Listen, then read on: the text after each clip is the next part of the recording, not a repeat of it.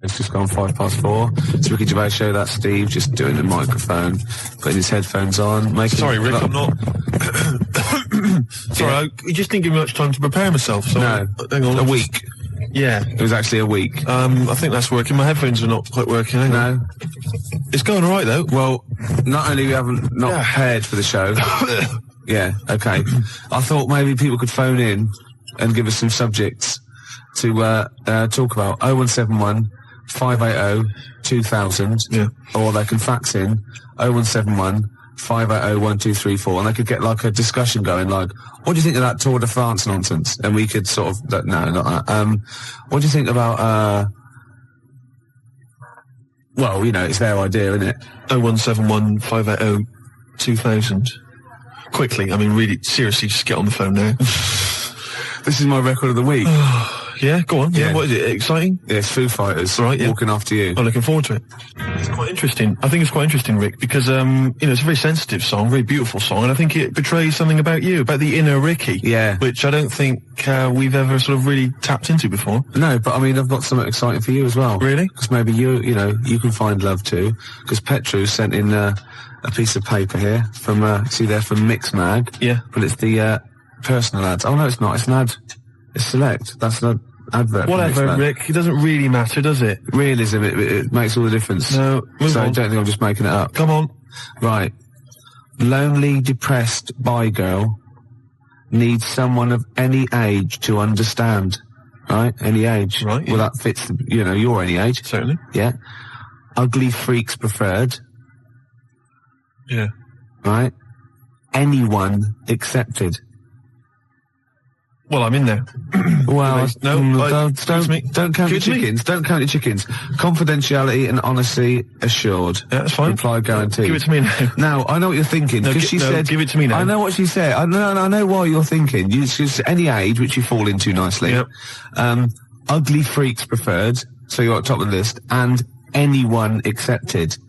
See, but I don't think she realises quite what you look like, because you're not in her framework. Do you know what I mean? So I still think you might be disappointed. No, Gervais, this will work. This will work. Let me see this. Only depressed bi girl. What does that mean, though? Bi girl. What does that? Bisexual. Bisexual? Yeah. Again, I think she means... Bisexual? Sexuality of any human. Do you know what I mean? Well, all I'm saying, bisexual, Gervais. Do you know what I mean?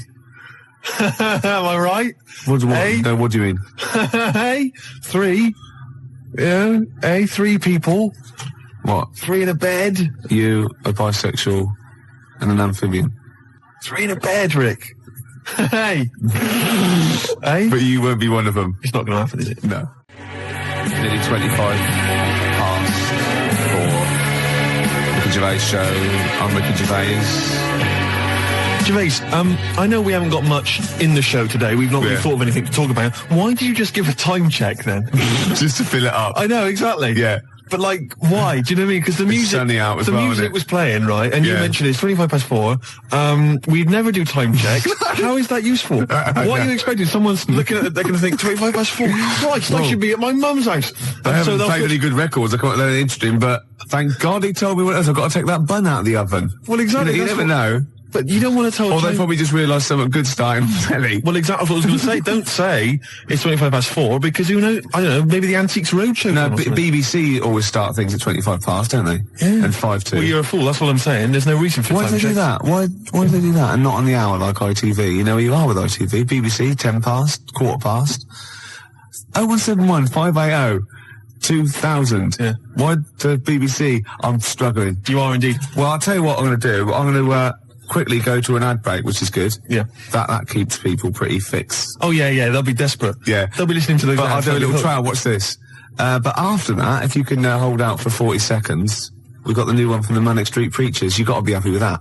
I'm loving it. Gervais, before we do it... Go on. I watched Team Knight Rider yesterday. You didn't? You've seen it. It's a new sort of thing. Must be made 10 years later. And it's instead of just the one Knight Rider car, it's a team of them.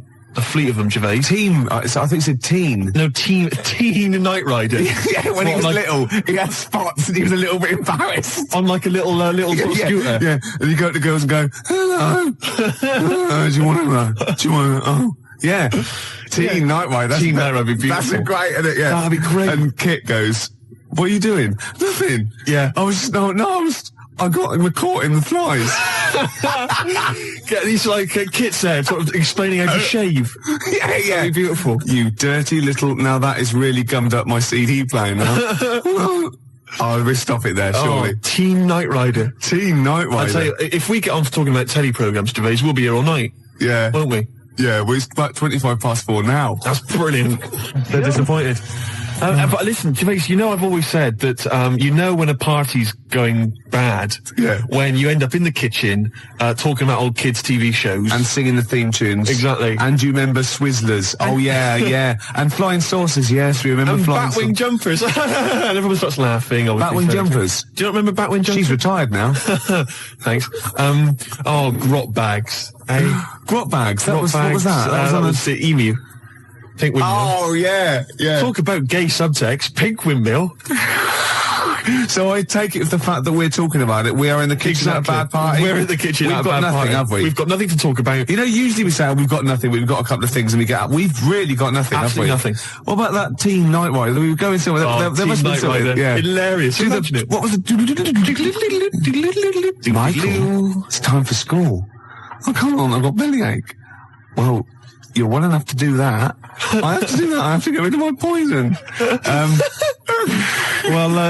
But Teen. I wasn't talking about Teen Night Rider. No, sorry, Teen Night Rider. You're actually going to tell an anecdote there. Well, no, not really. All I was going to say was that it was great yesterday because there was Teen Night Rider, which is the sort of 10 years later. There's a team of people with super electronic cars driving around solving crimes. Yeah. And then it flipped over, and there was Butt Rogers in the 25th century, featuring Gil Gerard. Do you remember him? Good-looking fella. Yeah. And Twinkie, all the rest of it, bitty, bitty, bitty. And sorry, are you on crack? No. No, sorry. Have you taken sort of like some real sort of heavy mixture of cocaine and listened to it? What's that? And obviously, good-looking fella, bitty, bitty, and No, that's Twinkie. And then I turned. What? Why are you? That's an impression of Twinkie, the little robot.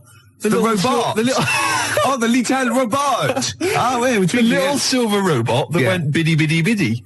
It's as simple as that. I'm not trying to corrupt you. I'm not trying to get, confuse you. Oh, go on, yeah, okay, it's fair enough. I'll take all I'm saying is, great TV shows there that we forget, We're in the kitchen, Gervais, aren't we? We're in the kitchen. But everyone else has left. It's just us two. It's just you we and could I. go home. We could go home, but somehow we're still enjoying it. Yeah. In the kitchen there. Yeah. But what I was going to talk about is, there's a lot of TV shows. There's a lot of TV shows, Gervais, that we know and love and we remember. Yeah. But a lot of films, right, that became TV shows, MASH, obviously the big success. Did you know, Gervais, I read about this yesterday, fantastic. Do you know that they made a TV show, right, in 1982 of Casablanca, right, featuring David Soul. As what, Rick? As Rick. What a fantastic TV show. That is fantastic. It'd be Casablanca and you'd have a picture of him, wouldn't you? And every week they'd find a different reason for him to say, play it again, Sam. And lovely Patty Coombs as his Liza, whatever. Oh, that was fantastic. Mr. Rick, I'm not playing backgammon for money. Play it again, Sam. It'd be great. Every week, whatever it would be. I don't know what they're different contrivances. It's like a catchphrase. Oh, that'd be fantastic. Great, wouldn't it? Bobby Crush as the bloke on the piano. You must remember this. Oh, fantastic. Every week he gets an excuse to play it. That is Well, once, right, I was looking through, right, and there was that TV show called You Must Be the Husband, right?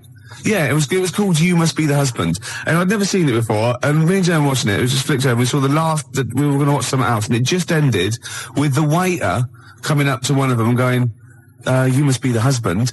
And we thought, do they have to remember that every single week? Deary me, that's like hard work. I tell you. Yeah. Putting catchphrases in TV shows, hard work. David Soul.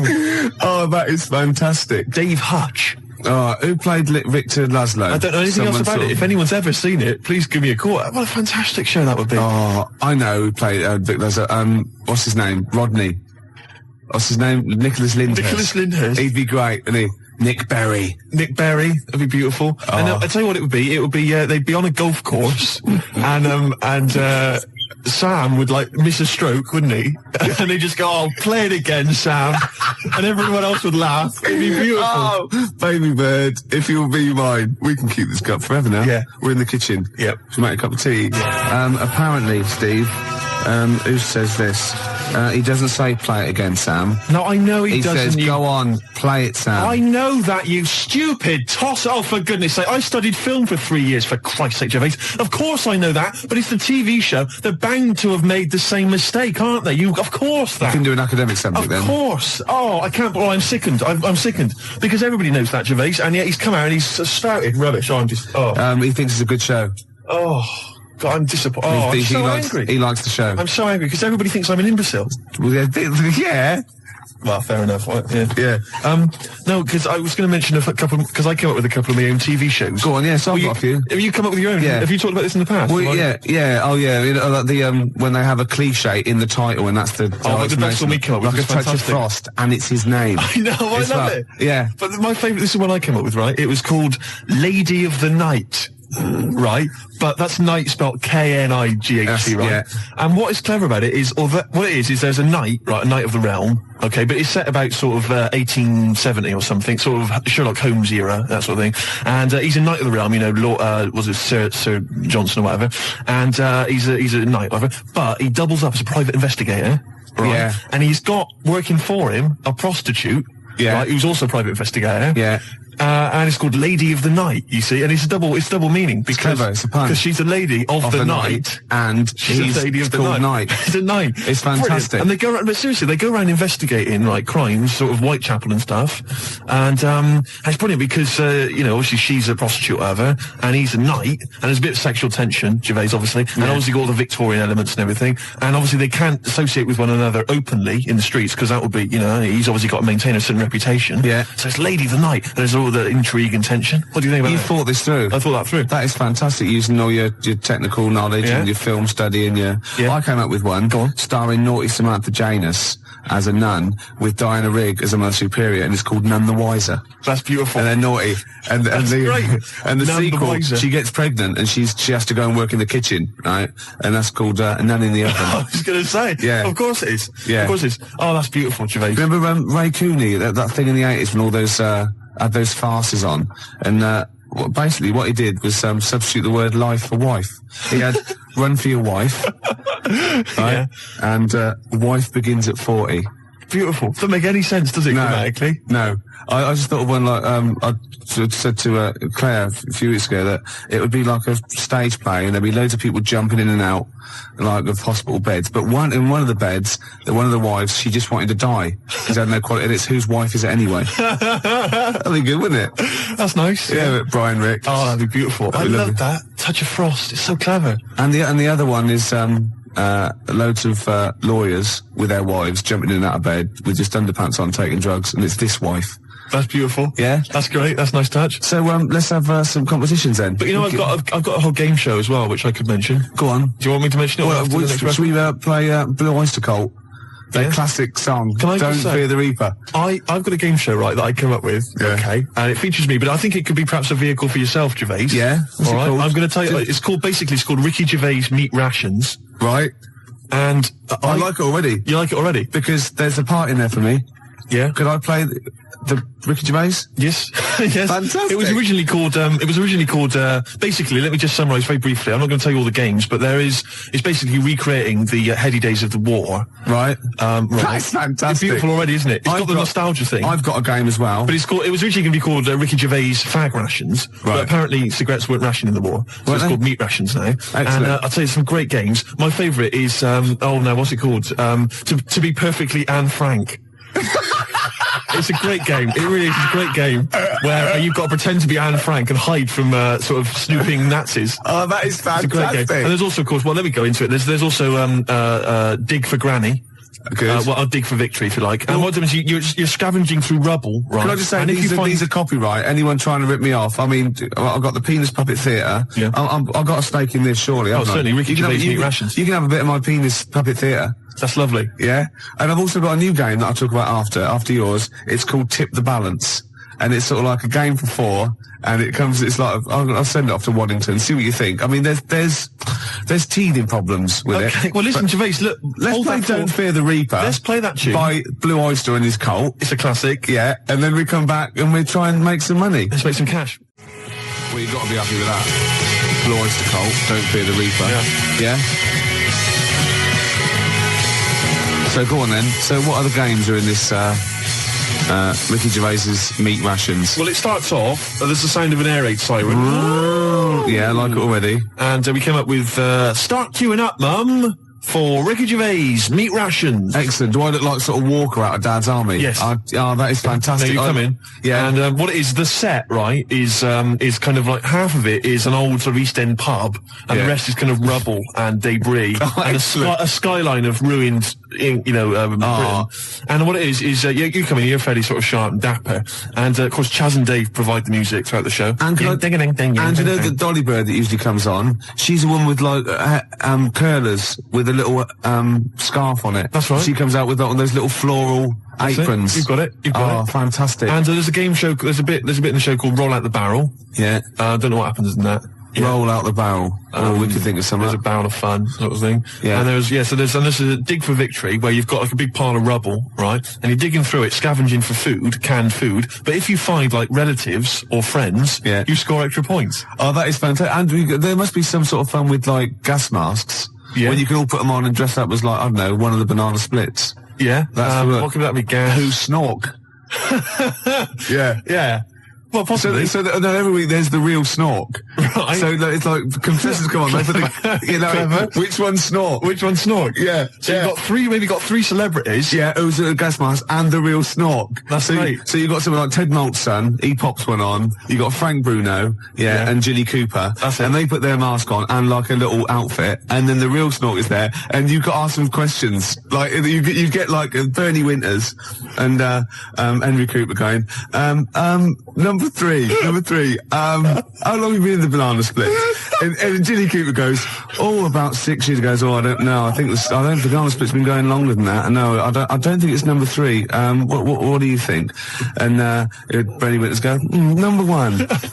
Number 1. How did you get the job being in banana splits? And it's probably Ted Malt's son going, I answered an advert in the paper. That's not right. They were born. You know what I mean? And there's Chaz and Dave in the corner just going, na na na na na na na na na na na na na. Yeah, with the real snorks, and they always the lights go right, and the one stands up and he sits back down again, and then the real snork, and the others all take their mask off, and they go, "It's lovely, Jilly. What are you doing now?" Well, I'm appearing Puss in Boots down in Brighton. Oh, that'd be fantastic. Wait a minute. What? Jilly Cooper? I don't know. What does she do? Oh, she's a novelist. She's a novelist. Oh, yeah. Now appearing in Panto. I'm not letting you book the guest. Oh, God. But wait a minute. What? I mean, I love your idea. Yeah. Who snork. Yeah. It's a bit odd, isn't it? How we started off with a kind of wartime nostalgia show, but now we've sort of featured sort of quite bad 70s animal things. Nothing wrong with the banana splits. But I like that. That's a good game. Yeah, okay. That can be like a special feature. So I'm just going to make a note of it because we've got Dig for Victory, to be perfectly Anne Frank. Yeah, and who's snork? Who's snork? Yeah. Well, I'm full of ideas. I could probably help you on this. Oh, this is great. Well, what other... Yeah. Maybe we'll come up with some other ideas as we go on. Yeah, we've still got Tip the Balance to go. But you know, can I just say, I did actually once try and pitch this.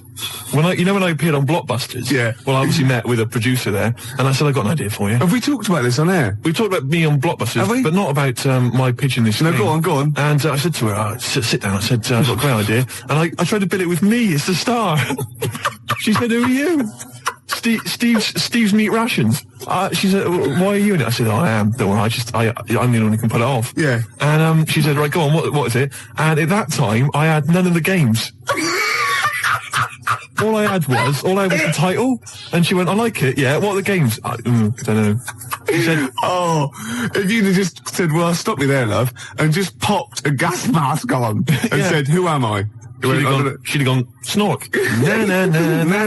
No, it's not. We got an ad break, then we got a classic from Blur. It's 5 o'clock.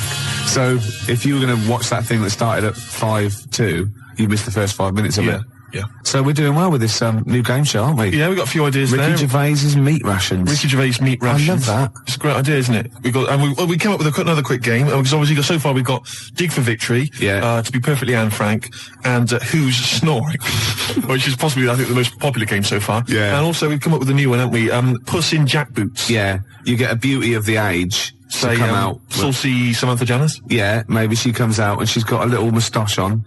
right, and a peak cap pulled low, and Nazi regalia, and you go, and you got Bernie Winters and Ted Maltson and Jilly Cooper going, you're obviously, by the warm applause, you're much loved.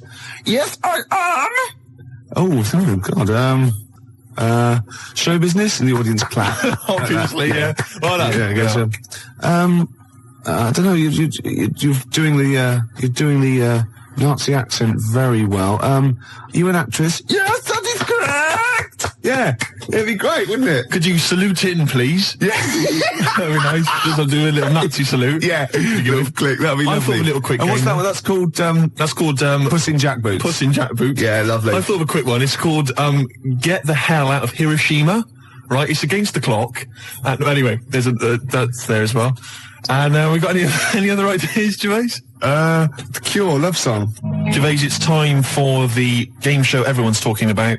Make Gervais laugh. Yeah. We've had an entry here this week, all right, and what it is, let me explain the rules. Somebody sent in a picture, Gervais, right, I'm going to show it to you now, and if you laugh, then hopefully this young fellow wins a prize. It's from Neil in, let me see, Highgate. Oh no, I'm laughing already though. Are you? Yeah, because well, straighten yourself out. Alright, okay. Straighten yourself out. Now, you've not seen this picture. Oh, it's been so disappointing if it's not funny. There's nothing worse than that, you know what I mean? I know. Okay. Well, I think you'll laugh. You run the risk. Well, that's the nature of the game show. Okay. Alright? And what's in it for everyone else who can't see the picture or cares? Nothing. Right, nothing. no, that's good. But then, you know what? We're not here for their amusement, are we? All right, you know, we're busy men. We got things to do. We got to entertain ourselves. Yeah. But what I would say is, what is there in this show anyway for anybody else? Good point. At least we get a laugh. Yeah, okay. Now, Really? what would you say? Well, the other thing though, is there a prize for Neil? Yeah, if I laugh, what can you give him? will you give him sort of like a chuckleometer? You go on the Ricky Gervais's chuckleometer. The chuckleometer. Yeah, this up to 10 CDs. Right. Oh, really? Yeah. Oh. Okay. All right then. Well, okay. Because that first one we did ages ago, that was up number 10, wasn't it? Yeah, 8, 9, 10. Yeah. Right. Here comes the picture. I think it looks to me like it's an internet picture. I'll be honest with you. You ready? Yeah. Okay. Here comes the picture now, Gervais.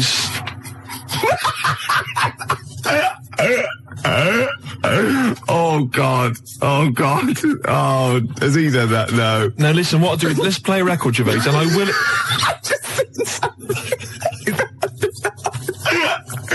Don't explain it. We can explain it. We can explain it. No, don't, please. Right, no.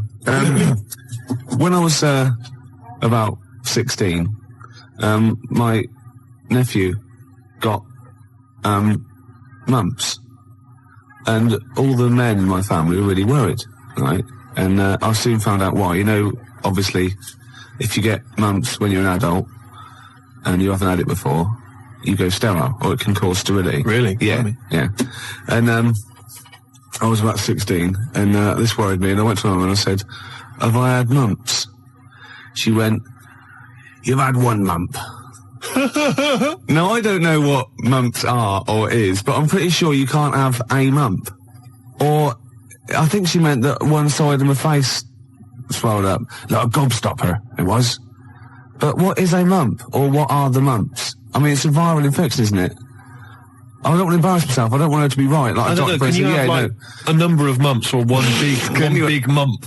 What if you had one big like mump? like a hunchback for a while? You're just like you're mump backed for a while. Yeah. And just walk around. You mump back. Yeah, and you don't remember because it's always when you're very young. You mump back, but yeah, exactly. But apparently I had one mump, so I could probably one of them, just one of them went a bit sterile. Can you? So you can become sterile if you have the mumps when you're an adult. Apparently, yeah. Can you? I mean, does that, for instance, it doesn't cause?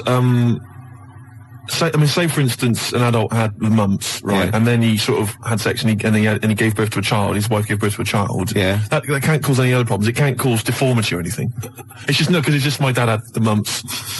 I don't know. We should get our facts right, really. If there's a doctor out there, I mean, can mumps cause sterility? How does it do it?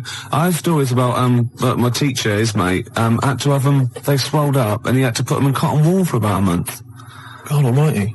Because it can, you know, mumps aren't fun. No, I'm not saying it. I mean, well, I can say maybe you've had mumps and now you're sterile. That could be mumps aren't fun. Yeah. That's like go to work on an egg. Isn't it? Yeah. Who said that? I was having an argument with someone about who said go to work on an egg. Someone said it was that William G. Stewart bloke who... No, it was Faye Weldon. No, it was Salman Rushdie. It was. No, it wasn't. No, hang on. No, maybe it wasn't. It was Faye Weldon. It wasn't Faye Weldon. Right. It was either, right, let me tell you what it was. It was either that bloke that wrote A Year in Provence, or whatever it was called. Right. 0171 580 2000. Who came up with the slogan, go to work on an egg? It was either the Year in Provence fella. Who's that? I mean, what his name was, I don't know. 0171 580 2000. Who was the Year in Provence? You know that fella who wrote that book, Year in Provence? Everyone read it. Everyone thought it was great. No, his name's Peter or something or other. Right, okay. And I think he definitely wrote that. Salman Rushdie came up with something. I think it was the year. See, again, I'm thinking that maybe it was the egg thing. But I would say as well that fella that wrote Year in Provence, he also came up with the, the Fat Willy cartoon series. What a hilarious series of books they are. Not Fat Willy, is it? It was called Fat Willy, wasn't it? What's the one, Where's Willy? That's Where's Wally? Where's Wally? Where's Willy? That'd be pretty straightforward every time, wouldn't it? There's a fella there. There it is. Not where you come from, it wouldn't. Oh. Well, there you go. Well, Peter Mayle is the name of the bloke who wrote Year in Provence. Thanks to Neil. And also, Neil says that Salman Rushdie did Naughty But Nice for the cake commercial. Now, I still don't know who did Go to Work on an Egg. I think it was Faye Weldon. No, it was Peter Mayle. Do you reckon it was? Yes, absolutely. Absolutely. I'm gutted. Yeah. And you very rarely, Jerry from Balham, you very rarely go sterile from mumps, but it is a viral infection, yeah. It's such an informative This programme, exactly, Steve. Yeah. It's like a public service. It really is, isn't it? And we treat things sort of sensibly and maturely, and we give out, the correct information. I'll be honest with it. It's safe for kids to listen to, isn't it? Well, imagine if you were in the... I mean, this happens to us all the time. You're in the pub and someone will say, well, is mumps a problem? Is it going to cause infertility? And you're there just saying, Well, I was listening to Ricky Gervais. And... It's very rare. It is a viral infection. So, and do you know who did Go to Work on an Egg? They went, no. Peter Mayle or Faye Weldon, we're not sure. Possibly Salman Rushdie. No, definitely wasn't Salman Rushdie. That's quite incredible, though, to go from writing Naughty But Nice about cakes to live in a hole for the rest of your life. I used to write when I was at school. Oh, yeah. Now, I didn't watch sort of kids' programmes when I was growing up. I watched sort of crap adult ones. ITV on the telly from 12 midday through to like midnight, and I'd watch all the police series, Police Story, Charlie's Angels, Steve Austin, and Teen Knight Rider, yeah. And I wrote this essay at school, and I just couldn't stop, and I started serialising it. And every time I just kept writing, I was sort of like, people were reading it at school, and it was about a cop, a New York cop, who was as hard as, you know what I mean? Yeah. And I worked out what his name was. Now, God, this is how television influences me. Because it was one word name, which is his surname. That was the title of the book, title of the series, and that's what all his friends called him. Right. It was called Jezuk. Jezuk? Yeah. Jezuk. Yeah, I thought it had a Z and a J. Jezuk. Jezuk. Yeah. Do you know, it does sound so close to like Pillock or Jesse. Yeah. Or Nonce. No, nonce. There's no nonce. Well, do you know what I mean? The cross between sort of Jezuk. like Pillock and Jism. Damn you, Jezuk. Yeah. You're off the case. Give me the badge. Keep the stinking badge. I don't need a badge to be a cop. It was all stuff like that. And he'd first do, yeah. And so he'd look at his gun and go, this is my law. My God, it's Jezuk. How did he find us? Jezuk. Yeah, it was great. There'd be shootouts and everything. Oh, fantastic. Let me just ask, did he have perhaps have a broken marriage? He was hard-boiled. He played by his own rules. Didn't he? Yeah. I imagine. Simultaneous with this. He was a bit of a drunkard as well, had a bit of drink. No, he didn't drink, oh, no. He was a good-looking fella. But he was letting himself go. He was a bit hard-bitten. Yeah. And the other thing I was sort of simultaneous, which was more of a novel. I wasn't serious. I was actually writing a novel, and I got like 3 exercise books, right? It was about this kid, right? Oh, God. Right? He saw his parents just brutally murdered for no reason by a gang of outlaws, yeah? And he buried his father, and he knelt down on the grave, and he said, looked up, and he goes, as God is my witness, I will avenge thee. And then he sort of went to the store, and he got loads of bullets, and he practiced, and he was the fastest gun. He was only about 16. Yeah. Right? His name was Jody Barnes. Jody Barnes is all right, yeah. Yeah. Imagine, that's nice. Yeah. Oh, fantastic. Have you still got any of those exercise books? I hope not. That would be the incredible. teachers used to sort of like, I imagine going, yeah, it's good. I imagine them passing around the, he's done another one. Gervais has written another episode of Jezuk. Yeah. But I say, seriously, if you brought one of those in and read it out, I'd be entranced. Imagine it. Seriously, that'd be great. Do you think The your mum ramblings might... of a twisted 14-year-old brain that only ever watched ITV cop shows. Do you think your mum might still have some copies of she Jezuk? No. Was it like sort of, the initial one was like Jezuk, then it was like Jezuk abroad, Jezuk in Paris, Jezuk on safari. Yeah. Here comes Jezuk. My mum... Return of Jezuk. I liked that Jezuk. He's a proper man. Yeah. It's not like you. But Mum, I invented Jezuk. You're a Nazi. You couldn't be like Jezuk. He's in my mind. Return of Jezuk. Here comes Jezuk, son of Jezuk. Oh, it's fantastic. What if Jezuk met Jodie Barnes? They'd get on. They'd have no quarrels. They could team up. Oh, it'd be fantastic. After the break, a little bit of Lars. Teen Jezuk.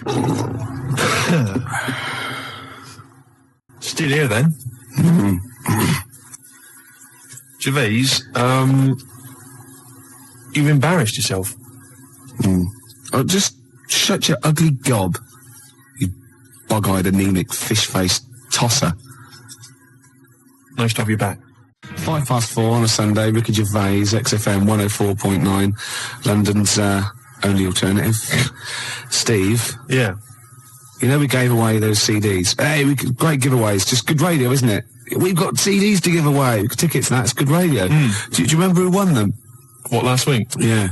Well, no. Right. I've got to get them back.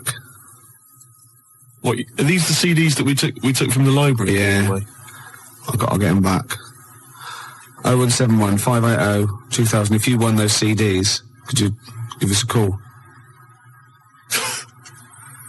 Well, why should they bother? They're probably busy listening to them. Do you know what I mean? You can't give something away and then take it back. Yeah, I need big time. I've got to get them back. We've had a bill for the computer as well. That's mine. No, it's not yours. It is mine. It's not yours. I procured that. That is mine now. No, that technically counts as ownership. Listen, Gervais, it's not yours, all right? I've told you this before. I've explained this to you 100 times. What? All right? If you urinate on something, it is not yours. It does in the cat world. That's what cats do. That is what cats do. They go around their territory. That's theirs. They urinate on it. That computer's mine. If a cat urinates on something, right? Yeah. In its cat philosophy, it owns that. I agree. That's a sort of what's it called? A sort of territory thing. What's the difference? You're not a cat. No, I know. You're not a cat. That's discrimination. No, you're not a cat. You can't live life by cat rules. Well, I've got loads of stuff like that. My flat's full of stuff that I've got like that. What? Yeah, I've got 2 telephone boxes. Right. I've got a cash point machine. Yeah. Glyn was furious. He was getting out money. Right. Side of a church. That's yours. Yeah. 2 BMWs. Well, I had 2. I've got 1 now. What happened? The second one, the owner caught me, and he started doing the same. And because I started first, I finished first, so he finished last, so it was technically his again. Is that how it works? Yeah. If I piss on something, then that's mine. Yeah. But if someone else pisses on it, then that's theirs. Yeah. Is that how it works? Could you say urinate? This is XFM 104.9. They are mine now. They're not yours. They are. They're not. They're my shoes, Jimmy. Yeah, and they're mine now. No, they're not. I can't believe... this is why I don't want to do this anymore. Why? I can't believe you. They're my shoes now. That is ownership. That counts. In the cat world... They're my shoes now, and some of the carpet is mine as well. In the cat world... Yeah, wow. You cannot live your life by the rules of the cat world. I can. What does your girlfriend... What's this? Oh. Not many people can do that. XFM 4.9, 4:15. How do these sort of little theories of yours develop? What? They come in my head. Then they're all right. Then I like them and they happen. Right. Then they're mine. No, it's fine. It's fine. Okay. Yeah. What do other people make of the fact? They go along with it. What, your girlfriend? Yeah. And all my special friends and the friends that I make. Does she mind that your flat looks like an East End lockup and stinks of urine? No. She don't have a problem with that? No. The sinuses are gone now. Completely gone. The sinuses are gone? Yeah. The Charlie? Yeah. Oh, I thought as much. Well, I know what you rock and rollers get up to, Gervais, in your spare time. Oh dear. It's beautiful to see you again, though, because we thought you would. I'm looking good. We thought you'd be gone forever. Why? But you're back. Yeah. It's beautiful to see you. I'll be around for it. Anything planned? I didn't expect. It's like my life. I didn't expect to be here this long, so anything is a bonus. You know what I mean? Yeah. Any plans for today's show? Got some more records than that, and some absolute drivel. Right. Yeah. Packed into 2 hours. So no different. No. Hey. No. Great. Well, it's going well. Yeah. I've got a little competition. Yeah. Which I'll maybe introduce after the next record. Is there anyone mad enough to sleep with me competition? Because is there? Is it? I'm not doing that one again. All right. I've got a different one. Yeah. I've got a different competition. Keep calling the Samaritans, please. We don't do that sort of thing, sir. Please. Or else. Can't threaten the Samaritans. Why do you like that song so much? Because they're singing about you being an ugly tosser, alright? Just gone 4:20. Gervais, I hate to kick people when they're down. No, you don't. You like it. And you like people twitching when they've been badly hurt. But I don't know how this came about, but I started to consider the songs of Carter, the Unstoppable Sex Machine. I don't know why. Someone was playing one in my house, and we were flipping through the record, the lyric sheets. Fruit bat. Now I don't know when I was when I was in the sixth form, when I was in the sixth form, Gervais, everybody had a Carter USM T-shirt. Yeah. And I imagine you probably. By the end of the 80s, early 90s, all events officers, A&R men. Yeah. What were you doing about that time? You'd have been what? That was when you were claiming benefit while still working. Yeah. You had the wheelchair and everything. Yeah, the tartan blanket. Nice. Fantastic. Because everybody had a Carter USM T-shirt. I didn't have one because I didn't. No. Do you know what I mean? That wasn't me. It was all a bit cliquey, and they didn't like me for it. Yeah, it wasn't because of that, though, was it? It was because they sort of had like symmetrical heads. They were running in their human packs, weren't they? And just ostracising you. Go, oh dear. Those start. Yeah. Right. I'm just looking through the lyric sheet. This is from the album 1992, the Love album, right, by Carter. Yeah. Just give you a taste of some of the lyrics. Yeah, go on. Which we thought were so profound in 1990 or whatever. I never did. This is from the track "Look, Mum, No Hands." I should point out that many of the titles of their songs are appalling. There's obviously my favourite, possibly the worst, is "The Road to Domestos." That is the worst name for song I've ever heard. I mean, what's that supposed to mean? Anyway, check this lyric out. This is one of the worst lyrics. Go on, I'm ready. Go on. He flies through the air with the greatest of ease, that daring young man in the blue dungarees. What the hell does that mean? Is that supposed to be profound? She flies like a bird in the sky high. That ugly old tart with a sty in her eye. This is quite a nice one.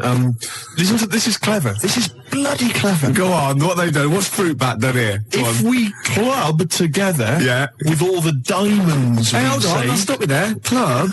Go on. Diamond. That's so far. Oh no! Wait. Oh, come on. Go on. If we club together with all the diamonds we've saved, we could look to our hearts and say, hold on, hearts is a suit in this. Oh, go on, clubs, diamonds, hearts. We could look to all our hearts and say, we've got it in spades. What does that mean? Spades. Hold on, what does that sentence mean? If we club together with all the diamonds we've saved, we can look to our hearts and say, we've got it in spades. I don't know what that means. I've no idea, but that's the kind of brilliance. So do you know what they did there? They got all those It's incredible. Let me just, there's a good one here. Could they do it with Signs of the Zodiac? Parts of the body. Here we are. I've been GBH'd and ABH'd for a packet of B&H. I've been taken and I've been driven away. My telephone is always ringing and my number is XXX directory. Call 0898 333 talk dirty to me. That is some of the worst lyrics, Gervais, surely, that you've ever heard. Unless you knew different. 0171 580 2000. I've been thinking some of my own as well. The worst lyrics you've ever come across. Oh, there's going to be arguments. 0171 580 2000. Or you can fax us 0171 580 1234. And think realistically, because I hate it when you see in like the Melody Maker Enemy and they ask one of these pop stars, what's the worst song of all time? And they go, the Birdie song. Or, no, it's not. It's something by Carter or Suede or David Bowie, because they're in that framework. They're potentially, do you know what I mean? Exactly. Don't go for chirpy, chirpy, cheap, cheap. Go for something like that, because that is disgusting. Let me just tell you, this is my final one before we go away, which is Yes, sorry, boy, there's nothing worth living for, but it really ain't worth dying for. So just say 3 Hail Jesus and Mary chains. Early in the morning, I put breakfast at your table. Make sure that your coffee has a sugar and cream. Your eggs are over easy. It's sort of like a breakfast song. I can't remember it, but it goes, I'm not your superwoman. Doom, doom, doom, doom. Yeah. This is... I've never heard this. There's one great bit as well. He goes, now you say your juice is sour. It used to be so sweet. And I can't help but wondering if you're talking about me. Isn't that great? Oh. Sorry, look, this juice is a bit sour. It used to be so sweet. Oh, fine, I'll change it. No, let me explain. This juice, yeah, it's sour. It used to be sweet. Well, it's what we've always had. No, you're not listening. You're not listening. I think you're an ugly pig. I want to leave you. So, I mean, he didn't state it. Your eggs are over easy. Oh, who's that by? No, I didn't ever heard it. You've made it up. I'm not your superwoman. 0171 580 2000. I just thought of another one as well. So, do you know John Waite? I ain't missing you at all. Missing you since you've been gone away. And he's worried about people that think that he's really not missing her. So, towards the end, he goes, I can lie to myself. Oh, he was lying all along then, wasn't he? Oh, got any more Carter lyrics? Well, I'm still wading through them, Gervais, and it's just making me quite low. So, I'll try and dig out a few more for the next time we have a chat. But I would say that Emma, of course, who helps us out here, she's mentioned track. What was it, Emma? What was yours? It was YMCA. YMCA. I've got a worse one. Have you? Oh, hold on. Oh, what's that another one? That's worse. Oh God, yeah. Well, Emma, we'll save that one. Emma's was you can get yourself clean, you can have a good meal. You can get yourself to a good meal. Well, I don't have a problem with it, you see, because I just think it's a wonderful thing. You know, the YMCA doesn't get enough publicity, good press. Yeah. And the Village People did them a favour. I mean, why on earth they wrote that song? Well, you know, are to you serious? publicise the YMCA. I mean, who thinks, I don't know, people have done the police force, you know, they've done... Hold on, wait a minute. This is very good. This is good, but I think you mean this. So you don't know what that song was. You think that they were actually some sort of advertising for the YMCA, were you? Well, I don't know. It just seems really odd to me. Well, if I remember at the time, the YMCA complained at the time because the connotations. It's just a PR thing for the YMCA, I imagine. It's like that one that in the Navy. Yeah. Do you know what I mean? Another sort of PR thing for the Navy. It's just bizarre. When they were dressed up as sailors and stuff. Yeah, well, whatever. Whereas usually they sort of like construction worker with a nice moustache, aren't they? Yeah. Traffic cop. Yeah. Jumpers. And what? I don't. I'm worried about the Red Indian chief. Am I supposed to be? Am I supposed to be reading between the lines or something? I don't understand. I mean, I don't really understand. I mean this seriously. Okay, I don't right. understand what you're talking about. Okay, this is fine. What is it? Obviously, there were gay connotations. It's like a gay icon record, isn't it? YMCA in the Navy. That was the point of it. What did you need? One of them dressed as Judy Garland. What? I don't understand. What was your problem with that? What?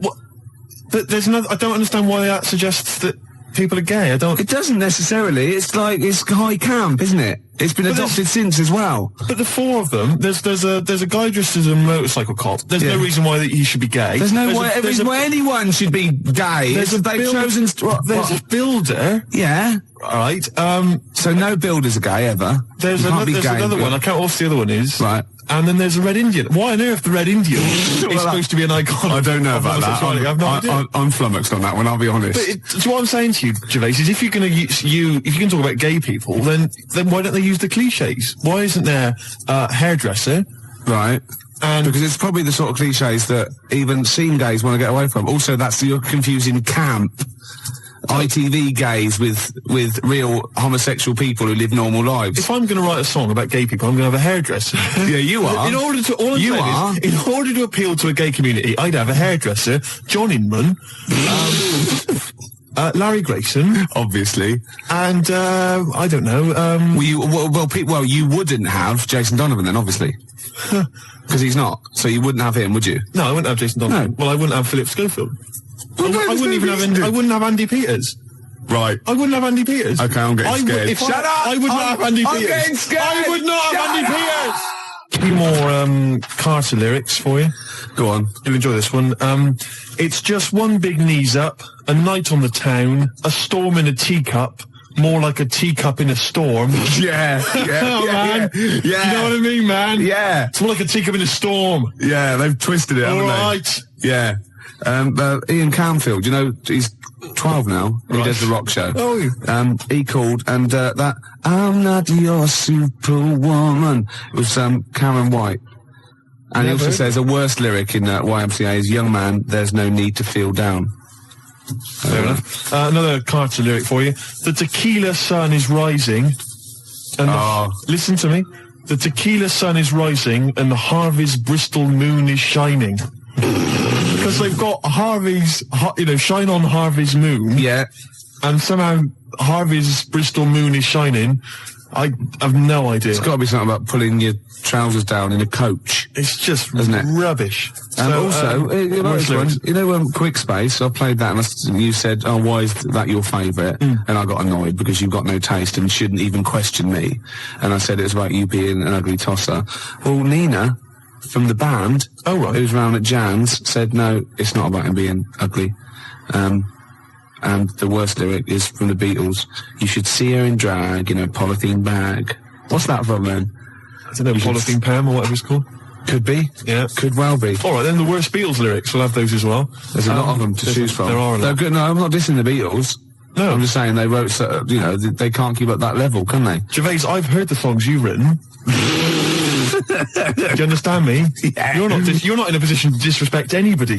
No, I All right? don't. I'm talking about people on the tube, all right, that can barely speak, all right, that just go with like a kazoo. There's a guy near my tube, he just got a kazoo, and he just taps his foot, and then tries to sell lighters to you by playing a kazoo. Right? You can't even disrespect him for his musical ability. Of course, you're laughing about him now. If that was female, it'd be a whole different story, wouldn't it? Well, you've got to take it where you can get it. You'd have a lot of lighters every day, wouldn't Hey! you? You'd be struggling down that road with say- loads of little, I'd called say- clippers. I'd say, I think there's a sad lack of kazoos on the wireless, and I'd have her in here for a quick session. Well, we better do a competition now. Okay, yeah, well, we've got these two pairs of pulp tickets? Or So you've no idea, have you? I've no idea. You just want to, we've got there. Oh, can I do this bit? No, you don't know what you're doing, do you? It's never stopped me, no. Well, Exactly. I wasn't going to mention it. No. All right, you do it. Go on then. I'll sit over it. I'm out the way. Okay, how many tickets we got, Emma? One pair. One pair. That's two to you, Steve. To give away. See who, Pulp.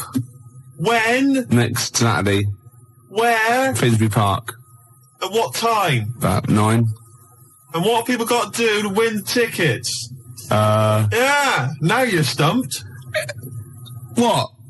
You suggesting I should plan this show? Yes. Is that what you're suggesting? Yes. Why? All right, now listen, I think we should just give people an added reason to phone in with their worst lyrics ever. They Yeah. can win this pair of pulp tickets. Yeah. And then if we get bored with that in, say, about 10 minutes' time, we'll come up with another reason. If it'd take 10 minutes for us to get bored. I'll be surprised if we actually bother. Yeah. Yeah? Yeah. Got an ad break and then I've got a Pulp song lined up. Before you do that, Oh, we should tell them what the competition is, shouldn't we? I just did. What was it? I wasn't listening. I wasn't listening. I really do turn off when you talk. Emma, what was the competition? I'm not sure if I want listening. 01715802000. Any What was ideas what the competition was? What was the competition? 104.9 XFM. You alright? This is Karl, producer of Ricky Gervais and Steve Merchant. They're not about today. Ricky's on holiday. Steve couldn't be bothered. So I'm left here with all the DATs. That's a digital audio tape of all the shows they've done since they've been here over the last, year and a half or something. So we'll play you some of the best bits. Alright, so here's the first bit. Listen, still to come, right? We've got the monkeys thing. Oh, chimpanzee that. And when I was out last Sunday, right, at Johnny's birthday party, Yeah. Steve was there. Yeah. Got talking about stuff. And a debate that we didn't really finish cropped up. It blew your mind, didn't it? Amazing. Oh, I know about this. Steve told me. This is the infinite amount of monkeys. or a monkey with a typewriter and an infinite amount of time would eventually come up with the works of Shakespeare. Yeah. There was no debate. It's a philosophical, mathematical problem. There's no debate. It's true. It wouldn't happen. No, listen, Carl, listen. Infinity sorts it all out for you, right? An infinite amount of monkeys at a typewriter, right? They do everything. They type everything. Infinity just sorts it all out for you. There's no getting to it and they're going, oh, well, let's have a look what they've done. This one's come close. Did Romeo and Juliet. It would do it all. It would type everything ever possible, conceivable. Yeah, but... It's a mathematical... Well, infinity we've heard your side of the argument, Rick. And I'll be honest with you, it's a persuasive one. But let's hear Carl, because he heard about this in a pub last week. Yeah, so what's he's your got some problem? strong What's your ideas problem with himself. it? What's your problem with it? Well, first of all, right, you're saying it's a load of monkeys. It's not just one monkey that Depends. can live forever. No, wait. It's either a chimpanzee with a typewriter with an infinite amount of time. He would eventually, by definition, mathematically, type everything ever possible, okay? Or it's an infinite amount of chimps with typewriters, and one of them will type it first time. But already that's not right. You either need to have What do you mean? monkey. What? You mean Let's hear his employment point. laws? He What do you mean can't- it's not right? Let's hear him out, please. If it's one monkey Yeah. with a typewriter that's got loads of ink in it and that, right, at least it knows what it's done in the past. It's not... Keep going. Crime. If you've got a load of monkeys, it's like if you have too many, what's that saying about too many chefs? Too many chimps spoil the soup. Right, well, it's the same thing. It's like, well, I didn't tell you to put salt in it. I was going to put salt in it, and it messes it up. Whereas if it's just one, they know what's gone on. So what I'm saying is... just leave him go. I can't be bothered, I want to hear. I want to hear the rest. This blows my mind. He doesn't know what this does to me. It's a mathematical problem. I want to hear the rest. Well, it's just that I just don't think it will happen. What do you mean you don't think it'll happen? Infinity works it out for you, by definition. Well, what's stopping them typing the same thing again? They would. In fact, the problem should be, if you had an infinite amount of time, that it would type the works of Shakespeare an infinite amount of times, and everything else an infinite amount of times. But, you know, that's not as... But not Shakespeare. Oh! Shut up! You idiot! Rick, do you know what he said to me? I said to him, I explained it to him. I said, God. you've got an infinite number of monkeys, infinite number of typewriters. They will type the complete works of Shakespeare. He said, have they read Shakespeare? You're an idiot! Play a I said, record. no, I'm not having this they're not conversation. doing it from I'm not having it because it really, really winds me up. But you're saying they'll do it with no spelling errors. Well, they do it an infinite amount of times. And they do it wrong an infinite amount of times. And they spell the last full stop wrong an infinite amount of times. And they get one thing wrong in Hamlet wrong an infinite amount of times. They do everything an infinite amount of times. But are they going off a story that they've... Play a record, Carl, because I'm going to knock you out. I'm just saying, Shut up! do they know the story? Oh, They're monkeys! Oh, Christ. No, Right, but- okay. Right. The Cure, obviously, Yeah. love song. Right, Carl's been taking phone calls for these clues. Right, and so everyone's been saying the same thing for the last one. He's been going, no, and I'm worried. I'm always worried. FD. I just overheard him on a call there going, oh, what have I been saying? Oh, no, it's FP. Dickhead. Right, give me the clues out. It's a rollover. Right, tell people, we're really sorry to anyone who would have got that right. Okay, right, do the clues quickly. Tell them it'll be a rollover, so we have to do 3 new ones. Do you not write these You're down, such Carl? a... I don't write the answers down in case Ricky looks over the thing and sees the answer. Why would I cheat? I'd rather you do something right with your life. Right, well, the clues were I've got 3 other jumpers like this one. Yeah. That was FT. Yeah. You got that, 4 tops. Yeah, that's all right. Good, well done. That bunch of people can't make up their minds if they want to sit in the sun or not. That was C, they were getting that. That was charlatans. Charlatan, right? A bunch of them charlatans, right? What What's Charlie? No, it's like, shall I go out? Shall we? Charlatans. They got it, right? Where I went wrong with this one, the Jamaican fella, he had to have some aspirin. Why? It's my fault, you know, I'm not cutting, there's no point passing the book or anything. I said FD. A lot of people were saying, Fred Durst, like forehead hurts. which is a good one. Yeah, which would have been as good as any of yours. But I made an error, so we'll roll it over. No. What is the answer? What is the answer? over. Jamaican fella what? Add some aspirin, why do that? What's the thing? FP. FP, it was Frida Payne. Frida Payne. Frida Payne. Frida Payne. Frida Payne. That's awful. Carl, you've got to write these down next week. This is I'm right. sorry, You're the producer. I know, but I've had a busy week, haven't I? That's not an excuse. That isn't an excuse. Our excuse is we don't care. Yeah. You do put care. the work in and then make a mistake. Yeah. It's better not to try than try your hardest and be rubbish. Do you see what the point? We don't care. But you've got standards. Yeah. And you're not meeting them. Think of that. You're not even reaching your standards. God. Right, well, that's that, I guess. Well, the prizes will be giving those away next week. Bollocks again. Just completely... Song for the ladies to end the show with. It's from Nick Cave's new album, Nocturama. This is a track called He Wants You. Back next week. Remember, Frida Payne. An email from Suzanne talking about your tea that night. Was Suzanne out on Wednesday night? Was the an England game, something? Yeah. So you were alone. You were home alone, were you, Wednesday night? Yeah. Did you enjoy your meal? Was it a quiche? Go on. Right. From Suzanne to Carl. Take the quiche and put it on the baking tray. Cook for 30 minutes on 190. Take lettuce and put on plate. Take 3 tomatoes, wash and chop into quarters. Place on lettuce. Take an avocado, chop in half. Remove the stone. Peel skin and slice. Place on salad. Put salt and pepper on and a dribble of olive and balsamic vinegar dressing. Right? In brackets, small bottle behind the cafetiere. Right, in case he's reaching for bleach. Yeah. That's it. Should have put everything else away. Right? Then sprinkle a smidge of parmesan on top. Remove quiche from oven, cut into quarters and put on plate. Eat.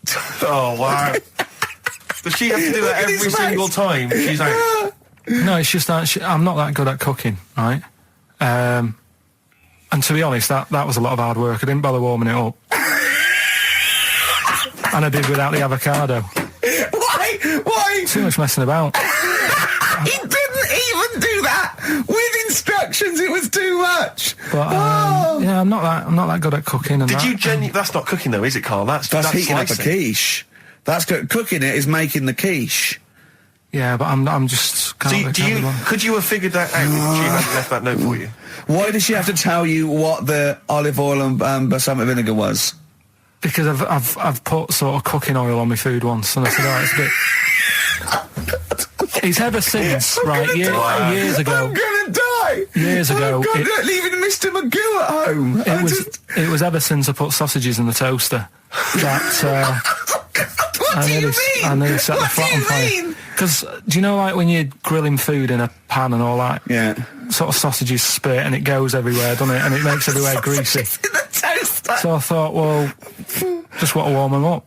Yeah. Bung them in the toaster. Yeah. What happened? And she sort of caught... They got stuck and it sort of caught on fire, I imagine. She came in just as I was sort of plunging it, and Matty came in from work. She said, what are you doing? I said, I'm in sausages. Well, the oven isn't on. I know, they're in here. What, you turn it off? Panicking and that. But I've never been into it. I've never been into cooking and that. At school and stuff, I didn't bother doing it. Oh, every time Suzanne comes home, she must think, please be the house still there. Yeah. Please not let me hear a fire engine as I come round this corner. Oh, God. She comes and goes, oh, God, thank God. I bet she's always happy to see you when she gets home and you haven't burned the place down or introduced some howler monkeys or something. Unbelievable. What I find extraordinary is there are people who are in sort of care in the community who don't need instructions on how to prepare food. Oh, they do. They can do it. Yeah, you show them once. Yeah, they they've learned it. Whatever you do, don't put sausages in the toaster, Johnny. Do you know what I mean? Yeah, and they've learned it. They don't put sausages in the toaster. Yeah. What do they put their fingers in? But, yeah. All right, this is Carl, the producer of Ricky Gervais and Stephen Merchant on XFM 104.9. We're playing out some of the best bits. Hope you're enjoying it. Here's another one. Can I just ask Karl how he got on over Christmas? Because the last time I spoke to him, you hadn't bought a present for your girlfriend. I have to say, I was on tenterhooks all Christmas. Well, you changed it. After that show, I felt bad, even though I shouldn't have done, because... You hadn't bought your girlfriend a Christmas present. Yeah, but I said to you, I booked a table at a hotel in Covent Garden, had Christmas dinner there, which was nice, right? It's good food and everything. Didn't feel like enough to me. Well, then I went out and treated some stuff, and then... No. A couple of days before Christmas, he went, I took Suzanne to that hotel we're going to go to for Christmas dinner. We had tea and cakes. And I went, oh, you treated her? He went, no, she paid for it, but I was just showing her what it was going to be like. That was her extra treat. She paid for it. I love that. Brilliant. Yeah. Well, it was a dear. It was like 150 quid for a meal for two, which is pretty dear. So I'm not going to buy her cakes as well. All right, love, have anything you want. You pay for your own pudding. I'm not mental. Yeah. So you treated her to some other stuff. Some bits and bobs. What, so she chose them and you paid for them? What, the presents? Yeah. No, you chose them and she paid for them, but you know it's the thought that counts. I got them on the way home that Saturday. Well done. And what did you buy? Well, just some bits. It might be personal, Steve. Well, I don't care. Just some bits. Yeah, but bits and pieces. Leave out the personal bits. What bits? Just little things. And then yesterday, right? A monkey wrench and a new washer for the shower. Yeah. Some recordable CDs that you need for your job. Oh, dear. No, when you gave those presents to her, did her face light up? Right. I don't want to tell you what they were, right? But she wasn't that impressed. You're going to tell us what they are now, tell us what they are. You even know what they are, she told you, on Christmas Day. Hold on, wait a minute. But it doesn't matter what they are. It does matter what they are. It doesn't. It does, Karl, it's you, mate. Of course it doesn't matter. Oh, God! Have you just remembered? Yeah! Right, but there's no need. I've got to tell him, Karl. I really want your permission, because I don't want to be I know it's not, but we know it's not that embarrassing. It's really quite sweet. Yeah, but in a way, right, the way I look at it is, right, Christmas, even when I was a little kid, right, is not... Please let me tell him, Karl. Well, let me just tell you first, though. Let me tell you why I didn't go all out on the old present front. All right. Justify yourself. Right? First of all, I've covered it up since then anyway, right, with that present, because I bought her some shoes yesterday, and she did say, I'll give you the money for them, but when I get home, I said, it's all right. I said, you can have them, right? So not only did I buy her some food on Christmas Day, I got her shoes. She's probably had a... And they feel like a horse. Yeah. It's not like, yeah, there you go, there's your shoes, there's your food, right, bed down, see you later. Yeah, but what I'm saying is she's done... fed and clothed. Yeah, did you comb her hair? She's done well this year, right? So... The thing is, done well this year. It's like you're a single parent living on a council estate with a smack problem, and you still managed to buy some Lego. When I was a kid, it wasn't about what you got. I remember one year when I was about 8. Right? It's going to make me cry, isn't it, this? No, it's not. I'm just saying the way it is, right? I woke up at about 4 in the morning. And I was like, oh, what forgot? And I couldn't sleep. I was that on edge. It's the excitement of Christmas, isn't it? It's like, oh, what's wrapped up? I need to know. Sure. Yeah. And it's the fact that people are saying, no, you won't know until tomorrow. Yes. Sure. That annoys you and winds you up. Okay. So I got up at 4 in the morning, opened my presents, and then went, right, I know now, went back to bed, had a great sleep. Yes. Right? So it's nothing to do with the excitement of what you get. It's the excitement of not knowing what you've got. And then what happened when you got up to go down with the presents? What you're saying to me is that you could wrap up a brick because the thrill of Christmas is in hoping and being excited about what it is, not the actual gift itself. Yeah. Is that what you did? Did you get a brick? No, let me tell you now what he got. He got her a present, right? And she said, she came, I said, yeah, he got me. It was an industrial-sized packet of condoms.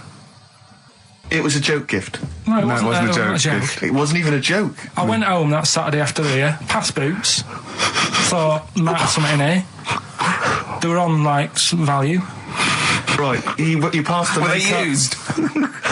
Right, but anyway. The makeup, you passed all the other... Past the makeup, stuff. past the lovely vanity cases. Yeah, the foot spas. Exactly. Yeah. Oh, hold on. How much are these, love, for 100? Yeah. $4.99. Yeah. Do I get them reduced if I buy in bulk? So how many did you buy? What was it? I don't know, probably about 100. Right, okay. And is she allowed to use those with anyone? Did you wrap them? Can she just go out and have a wild Well, you don't need to, they're already wrapped, aren't they? Oh. And then what did she say when she opened them? No, wait, Carl, what did she say? Right, play a record and we'll come back to this. You're worse than my father, that's genius. What do you make of the first genetically modified baby? Oh. Are you worried about this? Do you know what did they do? What? Let me see what it says here. It says, Isn't it just choosing the, eye colour? Well, this is the concern, isn't it? That in the future you'll be able to decide whether it's a boy or a girl, how intelligent it is, what it looks like, is it handsome, is it ugly? Obviously, no one will choose an ugly baby, and so on and so on and so on. And so it means that where will it lead? Where will it end, Carl? Are you concerned? I've thought about this a lot. What will us three look like in the future if they're being, genetically modified beautiful people? What will we be like? How will we be considered in society? True, yeah. But we've talked about this before, haven't we? About the cloning thing. Yeah, that's a bit weird. Yeah. But I don't think it matters, because at the end of the day, right, you might look like some other kid, but it's the way you're brought up that will change your features and the way you are, your personality. If you lie, you get a long nose, don't you? Well, no, but listen, right, because I remember when we, I was growing up on this estate. This is going to be good. Go on. No, it's not. It's just an example of how this doesn't work. Go on. So we don't need to worry, sort of thing. Sure. Right? Okay. So I'm growing up on this estate, and there was this woman about 4 houses down, right, who's a bit rough. All right. Didn't fancy her. Oh God, no. Right, but she had a baby. Well, tell me about her first. I'm interested in this woman. Why was she? It was a very. Like a man in a dress. I mean, I didn't grow up in a posh house or anything. And I'm not saying that if you live in a bit of a rough house, you're a bad person. What does she look like? But anyone can tattoos, clean up. Look like Tony Green with a fag on. They didn't clean up much, right? Oh. Which, even if you've not got a lot of money, you can still try and make the place look nice. Yeah. Right. But she didn't, and a kid used to take a horse into the house. Sorry. Whoa, Neddy. What do you mean a kid used to take a horse into the house? Where did he get a horse? Must have nicked it from somewhere. Must have done. You've seen a horse in it? No. What, is that from outside the saloon round the corner? Yeah, was it just tied up with a bit of leather? Right. That's great. Did Big Jake come looking for it? I'd been out. So let me get this. This was before the lynching stopped or after? Where did he get a horse from? What do you mean he must have nicked it? His mum said, where'd you get that from? I bought it. All right then, but keep it out of the kitchen. I don't want you going cattling rustling. Where did he get a horse from, Carl? And how long did he have it for? Was he leading it or riding it? Mum, open the door, I can't stop. I can't stop it. Open the patio door as well. Looks like we got us a runaway. What do you mean? I don't know, but the thing is, they couldn't afford to buy one because they're not cheap. So I'm just guessing. Maybe that's wrong of me. But I think... He had a horse? Yeah, right. So that's why the family didn't have any money. They'd spend it on the horse. No, I don't think, that's what I'm saying. I don't think they would have bought it. So anyway... Yeah, it's wise to whisper, Carl, in case they're listening. Yeah. And they could be in the room next door. It's not buying it, it's keeping it as well. So I was like in the car with my dad coming into the avenue, and you used to have to drive down it to turn round and sort of go back to our house. You had the traditional method of transport. Yeah. And the horse was in the lounge. Reading a paper. Just like walking around. Oh God! What? And when I was doing, I tried to earn myself some money once by flogging little flowers in plastic cups. What? This is genius. It just keeps coming. What do you mean you're trying to flog little flowers? What do you mean? Wait. Let's play a record. Let's play a record and come back to this. This story's going to just unravel and unravel. It's going to go on for hours. Let's play a track, deeper and deeper. It's like an onion, isn't it? We've created a whole world here where there's a man living with a horse. Just walking around the lounge. I come from the West Country. I've never heard anything like that. I just think of a big sort of like orange carpet and it's got a rediffusion telly and this horse going, I'm fed up in here. Exactly. This is really... I am not taking the rubbish out again. Yeah.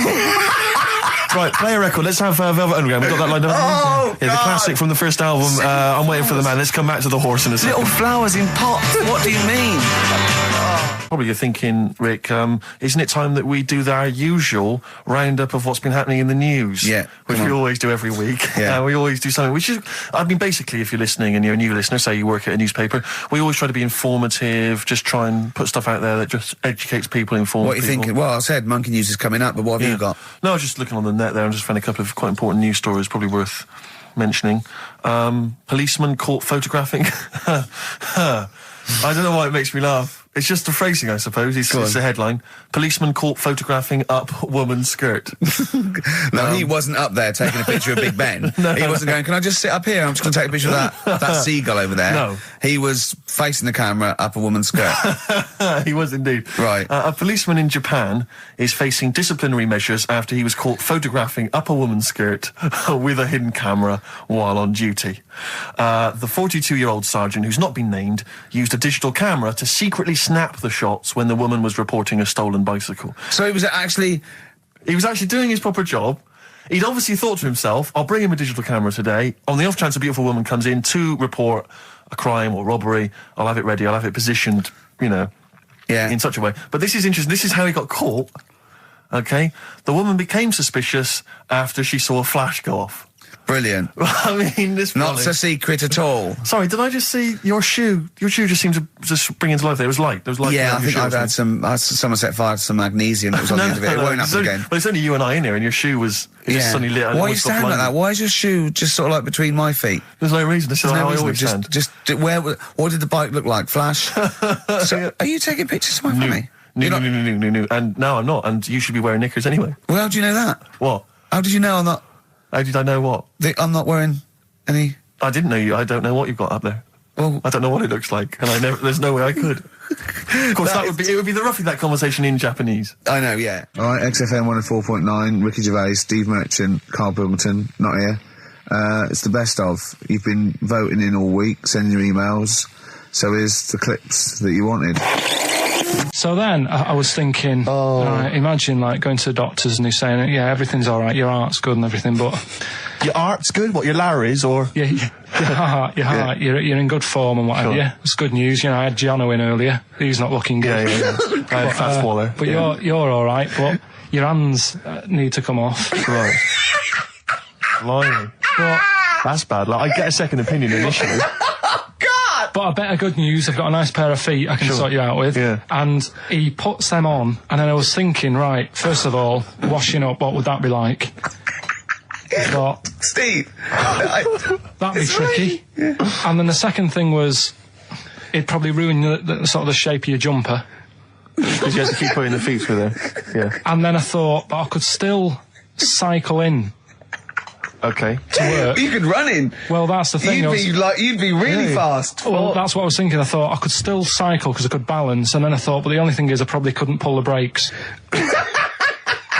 Because of the little short things. Yeah. And then, like you, I thought, but then again, you're running in half the time. So that's what was going on in last night. Right. That's what I was thinking about. Sure. Did you How long did this take? Well, how long does it take to wash up? Right, because I imagine you just being there for, like, all night. Probably 25 minutes. How long did the little Chinese fella dance for in his pants? He's always doing it. Last night he was at it for, like, 10 minutes. Yeah. And his girlfriend never sits in the same room as him. She's always sat in the bedroom. She's going, you dance in pants again, I go in next door. Well, she was in the bedroom. She's always in the bedroom, sat on the floor, on the mobile phone. Right. All the time, yeah. It's weird how people's lives are just like, it is like that Groundhog Day thing. It's like, he's jumping about in his underpants. The old woman's sat there reading a book. Yeah. And that's what got me thinking about my life. Do you think she ever goes... Are you sure she's not dead? Every time you look down there, she's just flicking through it. She's just reading this book. The pages never turn. She never seems to finish it. She never moves from her chair. Are you sure the Chinese girl's cats are dead around her? I'm going into next door again. That little round-headed fella's looking in. He's looking in at me. The bouncer goes, "Don't worry, love. I'll go and beat him up." But he's always getting ready. That's true. They see you staring at him, washing up, going, "I could have feet here," and they get scared. The old woman's dead. Oh, Carl, dear. can you tell us roughly which neighbourhood you live in, so that we know? It's central. Central, is it? Yeah. Wow, imagine if that little... Was he a Chinese fella, did you say? Yeah. Imagine if he was listening now. I'd love him to call in and explain his actions. Well, he might be on some other radio station talking about a lad who's always washing up and looking at his hands in a mysterious way. Yeah. But do we know this doctor that would go, "Well, all right, Carl, you can either leave them as stumps or I've got a little pair of feet."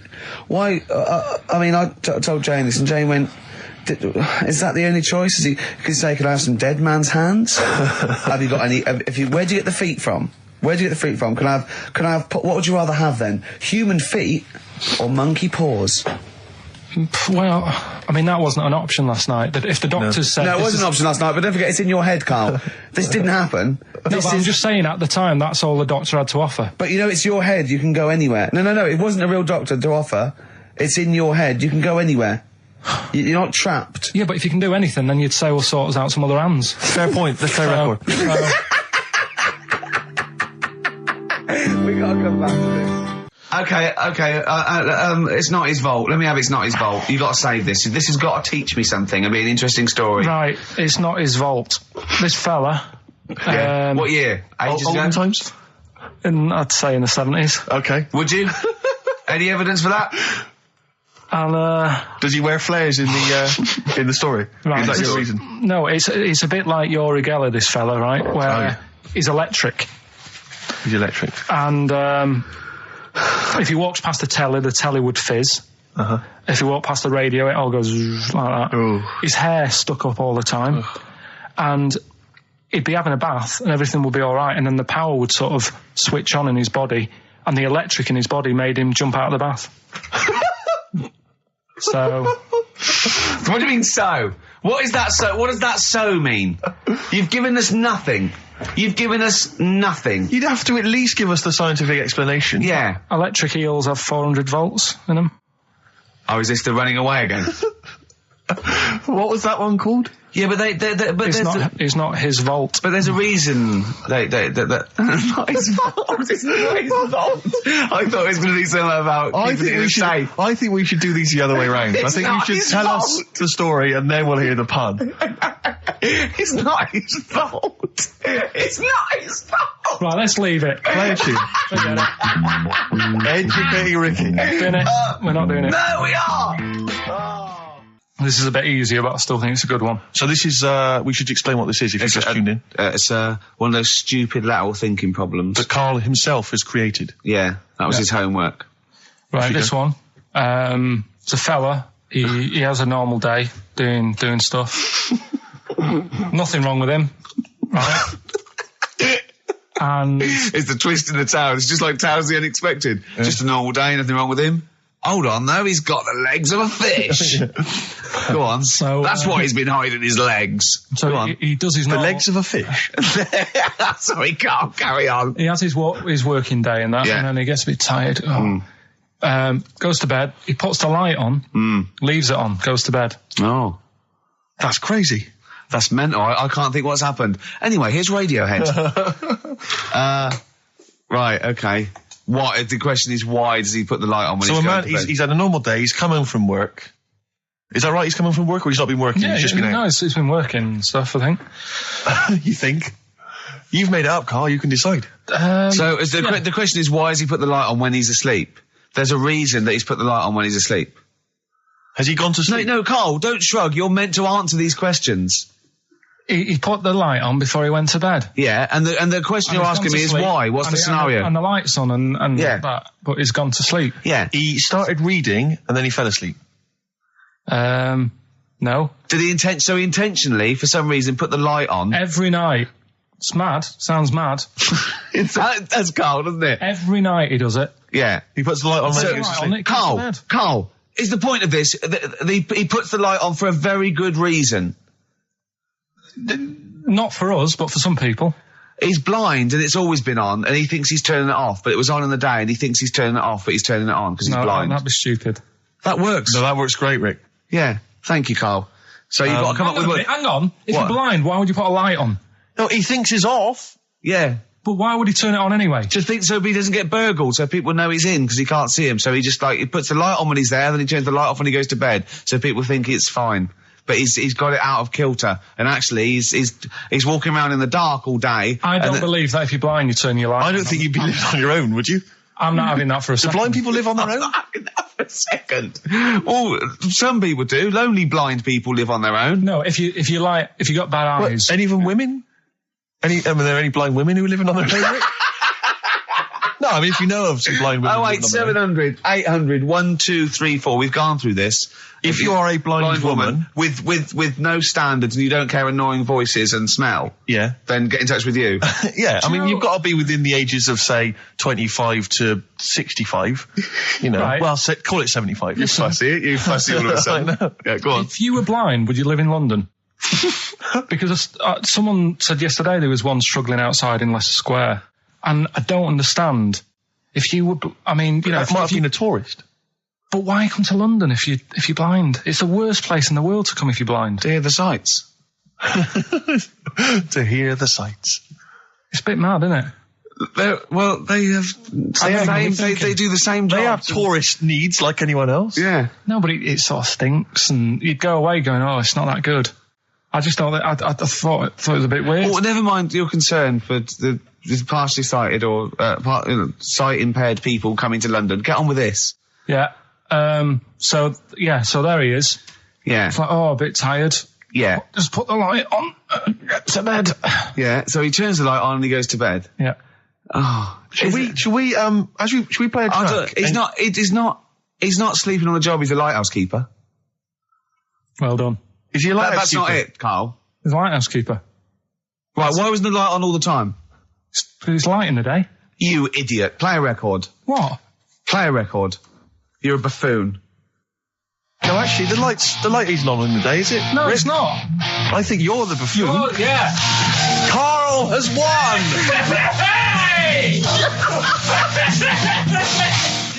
He had some Germans laughing at him on the tube because they recognised him. You don't think of that? Well, because obviously Ricky doesn't travel on the tube anymore. He's too rich for that. I never did. I always thought it was beneath me. Sure, but They used to walk everywhere, didn't Yeah. But I'm still forced to take the tube, and I sat on the tube, and it pulled up, and outside the window, just happened to be on the station, was one of the posters with us. So I was kind of there, not realising it was behind me, and these big kind of fat German or maybe Bavarian guys. Well, they're in lederhosen eating sausages. Yes, they were. They're Bavarian. Yeah, they were. And I noticed one of them kind of looked at me, and then looked at the poster, then looked at me, just happened to say it, and wittered something to his friend in German. You know, I don't want to try and do an impression. That's freaking goggle-eye. Oh, wow. I think that... No. But I know what you're thinking it means. It doesn't mean that. Right, okay. It means... What's a rough translation? Elegant boy. Right, okay, yeah. And so anyway, That's freaking goggle-eye. He pointed out the poster, and his That's mate... lanky piss and streak. and his mate burst into laughter. And then we pulled Well, they've got a great sense of humour, the Germans. Well, that's indeed. the thing. But we rumbled onto the next. We rumbled onto the next station, and the poster was in exactly the same place. And this time they tapped the shoulder of someone else on the train and pointed me out, and that person also laughed. An Italian? An Italian bloke, yeah. There was a French. Was there a bloke with a beret and a little moustache on the other side? Yeah. Was it United? Did you get on the United Nations Express? Just to, oh, imagine that. Yeah, it was fake. See the freak.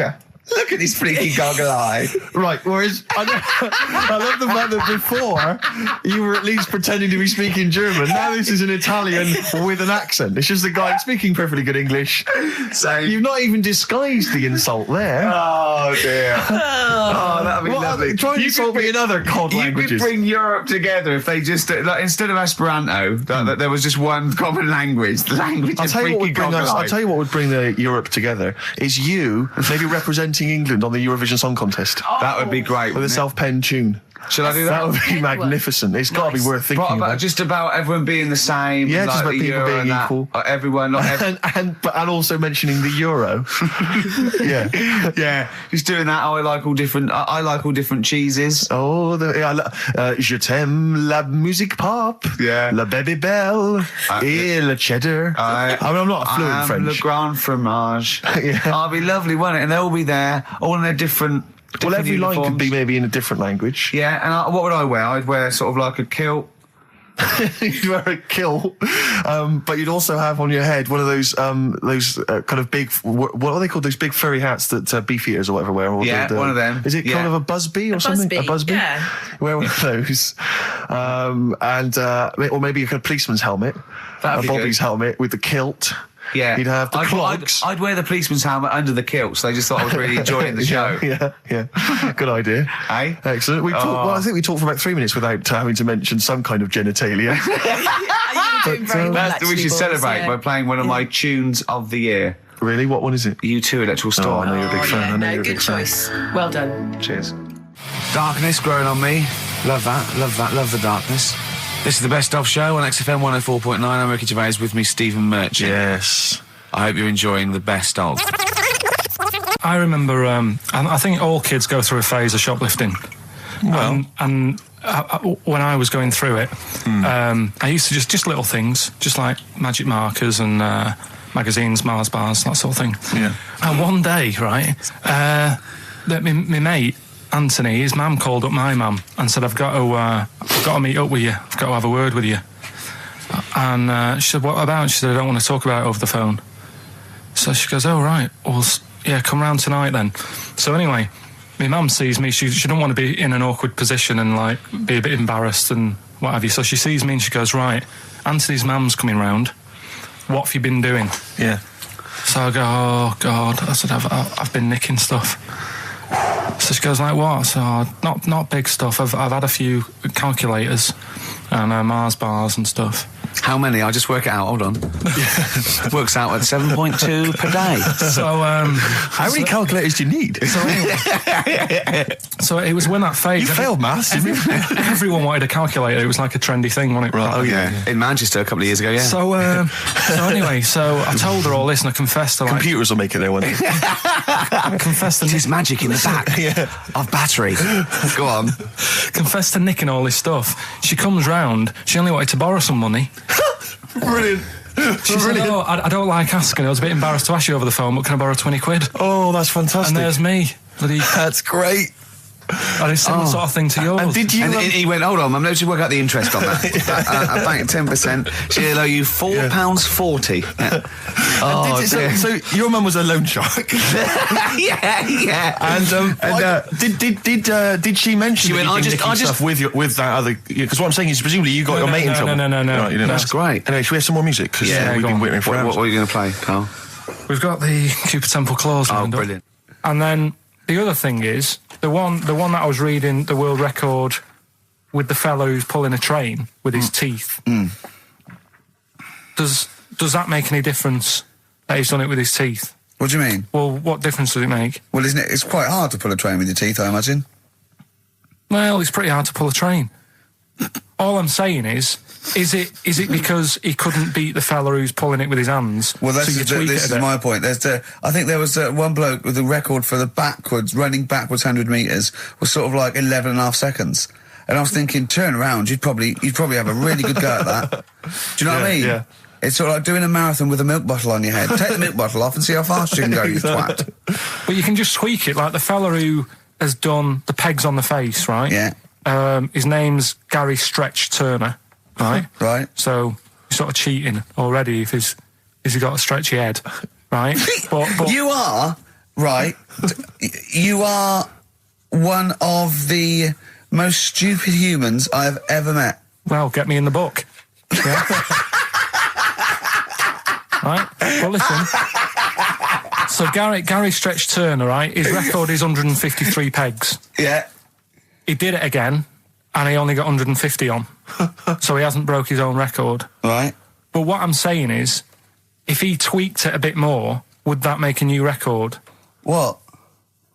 Well, if he said, I've got 150 pegs on, but at the same time as eating a burger. I see what you mean, yeah. He'd be the world record breaker for pegs and eating burgers at the same time. Yeah, just change it a bit. If you know you're not going to make it, just do something else. I'm assuming the rules are set at the beginning, Carl. That's it. That's where they say, right, you're just going to do the pegs thing. You're not going to introduce burgers halfway through, are you? Definitely not. And then they have a go. I was on one leg, not interested. How many pegs? 150. Can I just ask very briefly, I was quite interested by the family had to move because they lived on Butthole Road. Yeah, I quite like that Now, one. I don't know if I've told you before, Rick, where I used to live. I'm not going to tell you the name of the street that I used to live on, not on air, because my parents still live there and I don't want, Right. But I'm going to write it for you now. This is the genuine name of the street I used to live on. Just imagine when you're at school. Yeah. And like in class, for instance, in French, you've got to say you've got to answer where you live. Yeah. J'habite, wherever. Yeah. That's the name. This is actually the name of the street we lived on. No, it's I not. swear to God. That is... Absolute right. I could phone my father now and he could confirm that for you. I swear because he doesn't want to God. And I'd say that... But listen, do you know what worries me? It's the apostrophe S. I know. Because that's blatant. Yes. Amazing, isn't it? That is incredible. But imagine how embarrassing So that if was. I look that up in the Bristol... You will find that in the Bristol A to Z. I swear to God. That is really... Why have you never told me that before? I can't believe I haven't. That's I'm incredible. still embarrassed now. Do you know, whenever I have to phone up, if I have to give that address, I always spell it instantly. Really? Like, somehow that will hide it. That will disguise the name. But I can't get over that. Anyway, if you perhaps live in Tits Avenue, Yeah. you know, or... Wankling Drive. Wankling Drive, just get in touch.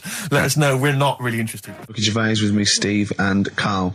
Karl, why have you got a headache? You got a headache? Just a bit stressful because the moves on this week. Oh, you're moving house? Oh, by the way, the XFM listeners came round to my house and bought the futon and table. Did they? Were they happy with it? Quite normal. They were well happy. Yeah. Couldn't believe the luck with it. What do you mean quite normal? What do you mean quite normal? Well, it's always a bit scared, isn't it, getting people round. I imagine they were scared. Well, And were they excited to see you? Could they? I mean, they were, you know, could you tell that they were pretty pleased to see you? no, I don't think so. I mean, You're but- Karl Pilkington. yeah, but the fellas sort of. I mean, they brought the whole family round, which was a bit odd. Well, it's not often they get the chance to visit a living creek. Anyway, no, they were nice. They were And you're nice. moving now, yeah? He said he phoned me up today. You know, it was absolutely tipping it down. Right? He had to cycle in, right? Because he said, because of the move, he doesn't want to leave his bike round there. Right? And he said, and Suzanne, oh, I can't say this in case he's listening, can I? He won't know. He said Suzanne's hired the oldest removal man in London. You should hear him. And the thing is, right, we booked him because everyone else happened to be booked out, but this fella's free, right? So he called up this morning. I've never spoke to him, but he was on the phone. He sounded about 90. Yeah. Carl thinks that he's going to have to do all the work. And the thing is, right, Cheap. it seems to be All he cheap. wanted some Werther originals. Yeah. Right, listen, it seemed to be cheap because it's £50 an hour. But how long is it going to take him? Yeah. Oh, that's So- genius. When's the move on then? When's the? Oh, well, he's coming round. He came round today to bring some empty boxes, and he was struggling with them.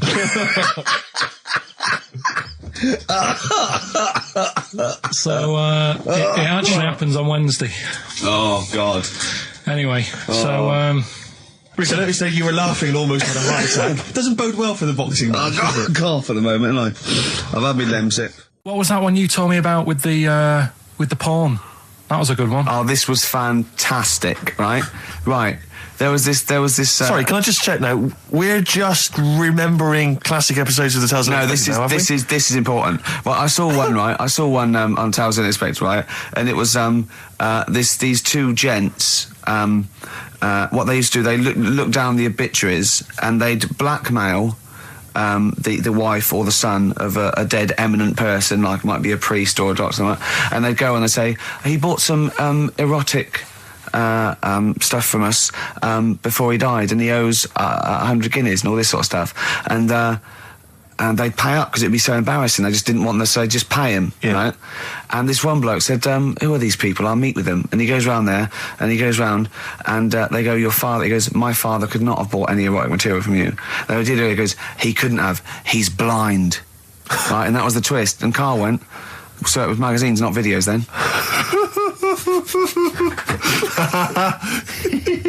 Yeah. Now think about it, Steve. Is that so stupid? Well, presumably it was set in olden times because people, professional right. pornographers don't tend to call it, erotic material. Yeah. They tend to call it, juicy jugs or whatever. But more than that, I don't understand how a video is going to be any use to a blind person either. I know that you can hear the sound, Karl. Look at him nodding like he's caught me out. Yeah, what sound were you hear? Do.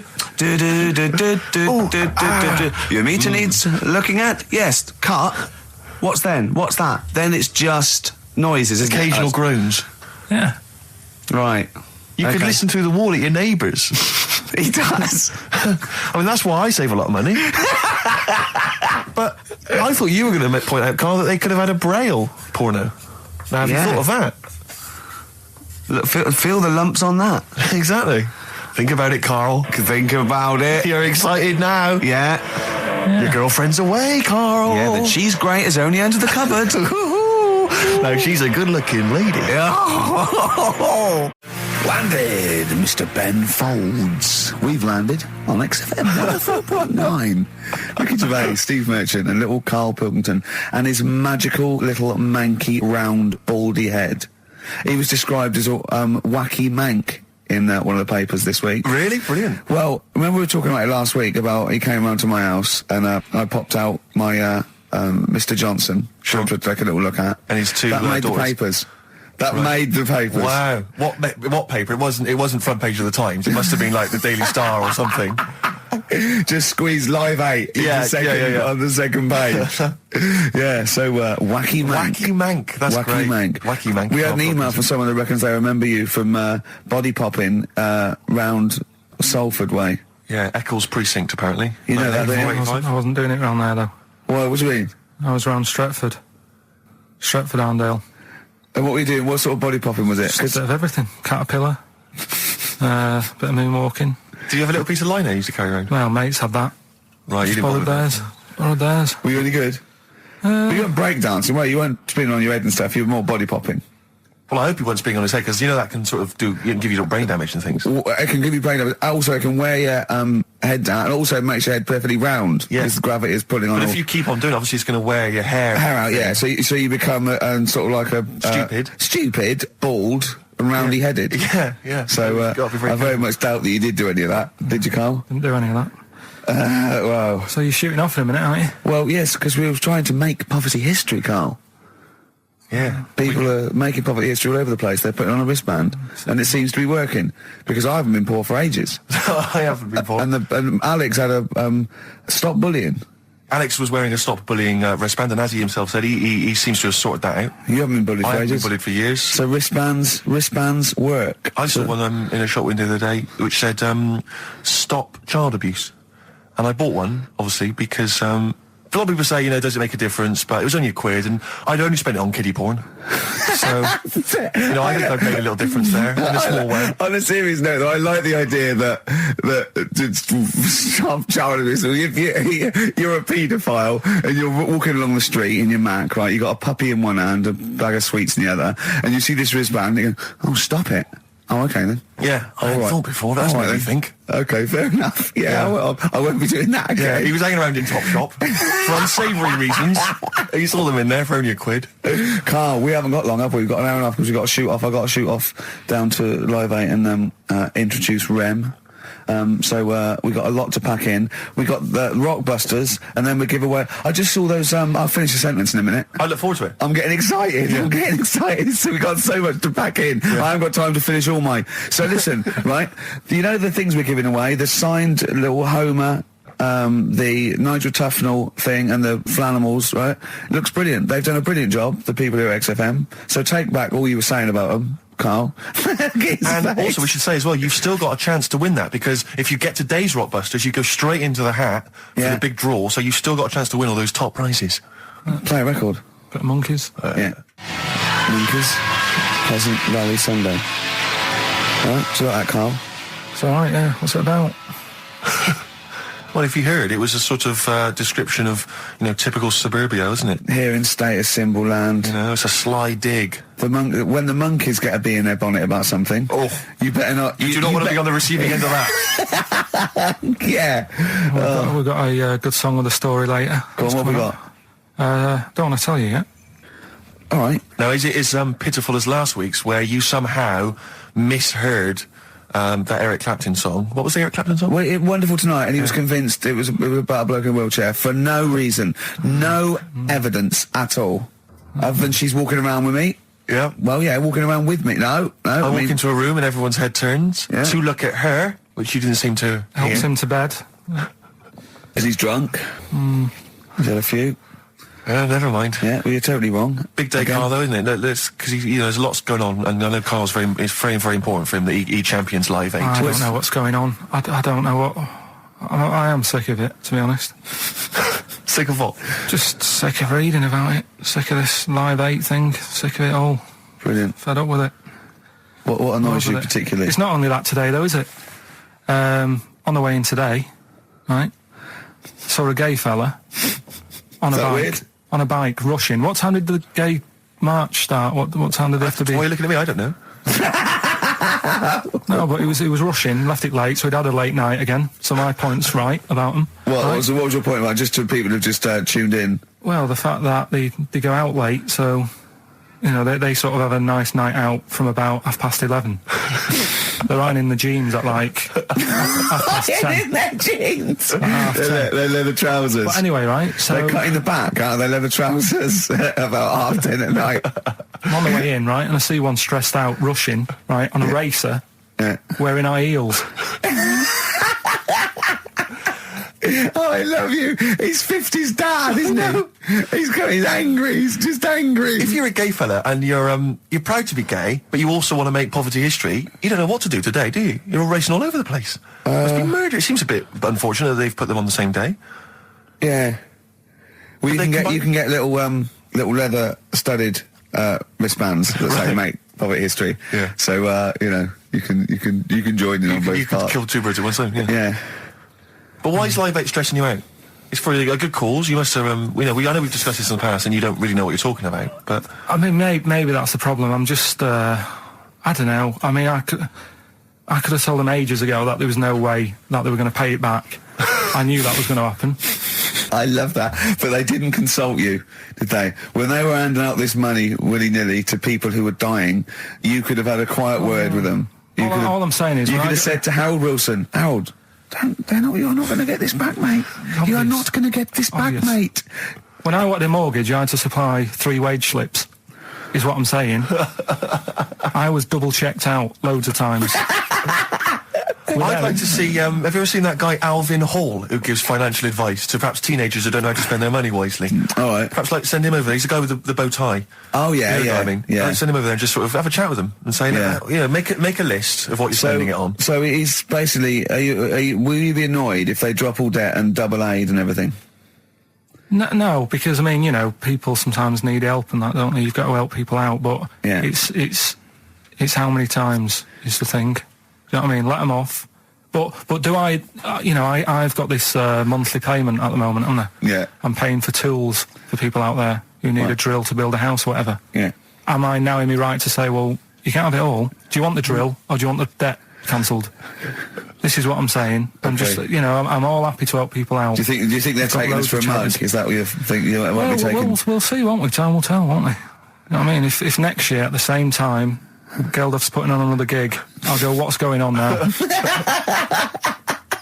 Geldof putting on another gig and the mean fiddler. What's going on now? I think you're missing out on the true meaning of today, Carl, which is an opportunity to see Keane for free. I think that's the problem. I don't want to go. I don't like crowds and that, do I? Right. Can't be dealing with that. Don't like big crowds. People, because I was talking to people at work about it, and they were saying, it's a big occasion, it's one of them events that you've got to be down there, because in years to come, when they say, were you there, I don't see what's good about having a memory being stuck in a crowd of 150,000 people. I'd prefer to do something nice. Say if I have like a nice cake and a cup of tea, right? In years to come, when they go, do you remember that day when we were all cramped and what have you? I'll go, no, I was on a nice cake and a cup of tea. So I've got a nicer memory than them. So I believe in doing something nice on a big occasion. Do you know what I mean? On a special day. Do something nice, remember that? The thing is, you have got a nicer memory than them, because when you look back and they say what you're doing 20 years ago, your memory will tell you you were actually having a cup of tea and a cake, but with a chimpanzee that could talk English. That's what your memory will tell you. You're thinking, I was out with my mate. I was out with my mate Marty. He's a chimp, and it just you'll be in cuckoo land by the time you're 50. You'll be just going, oh, it was great that day. Remember Suzanne? I don't know what Suzanne. She's left you. She's left. She's had enough of you waking up. Well, she's down in Hyde Park watching Bed-Shaped live. She's not worried about cake and a cup of tea. Have you ever done a march or anything, though? Have you ever sort of... What are you saying? Have you, you're having a go at me for not getting behind it all, right? Which I am, because I've got more standing orders going out of my account for charities than anything, right? But have you ever got behind a problem? No. I don't think I have, to be fair, no. No, I am quite slack in that respect. It does take a lot of effort, though, doesn't it? Well, it depends. What sort? Well, if you're going to do one of those walks from John O'Groats to Land's End or something, that's a lot of time commitment. There's one, I tell you what, there is one that looks alright. On Portland Place, just off Oxford Street, there's always just a little Chinese fella sat on the pavement, right? Oh, I've seen him, yeah. What's that all about? Yeah. He's just sat there with a poster, but you don't know what it's for because it's in Chinese. Yeah. So he's just always sat there. But that's for me, that's the sort of march I want, where you just, and he's only there when it's sunny. If it's raining, they don't bother. I tell a lie, I did pop down when all those women walked through London in their bras.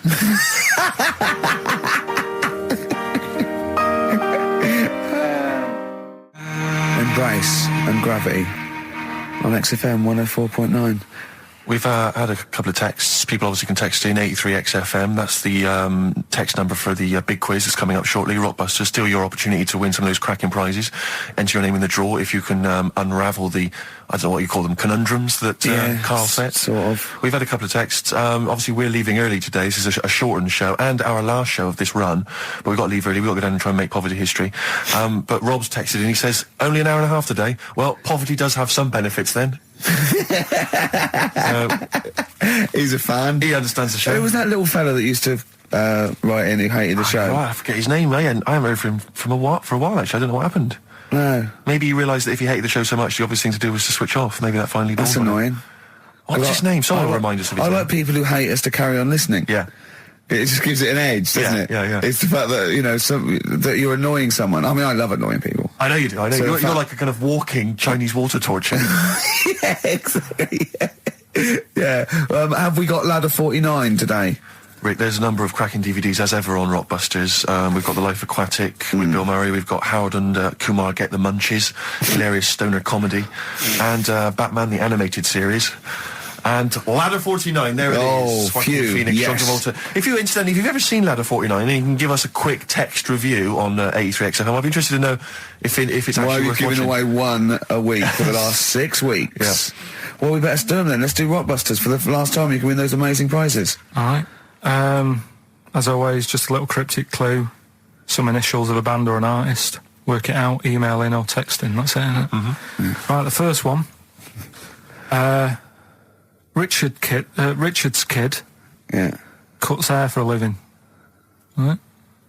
Richard's kid cuts hair for a living. Right? Initials ED. Right? ED. Richard's kid cuts hair for a living. Second one. I have a problem saying the French word for well. Right? I think that's the right word anyway. Wow. I have a problem saying the French word for well. So what's that? That initial there is K. Right, band or artist. And then the third one, you take 8 kebabs, 2 kebabs, 57 kebabs, times it by 27 kebabs. Right? The fella is struggling to work it out. What's that? What's going on there? Right? It's a good question. DS is the answer there. 8 kebabs, 2 kebabs. I've got it. 57 kebabs, times it by 27 or what have you.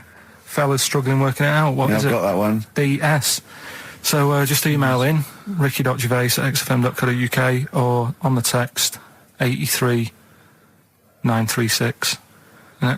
Yeah, and you can win Ladder 49 and those other DVDs. Plus, you go into the draw, which we'll do before we leave, and you can win the signed by Matt Groening, personally drawn Homer Simpson. We've got the Spinal Tap poster signed by Christopher Guest, and also the original artwork of us as Flanimals. But they've all been framed. They've done a brilliant job. It really is a nice prize. I mean, almost too good to give away. A little bit annoying. Is it 'cause too it's late the to take original. that back? Well, I was thinking we could sneak in a copy.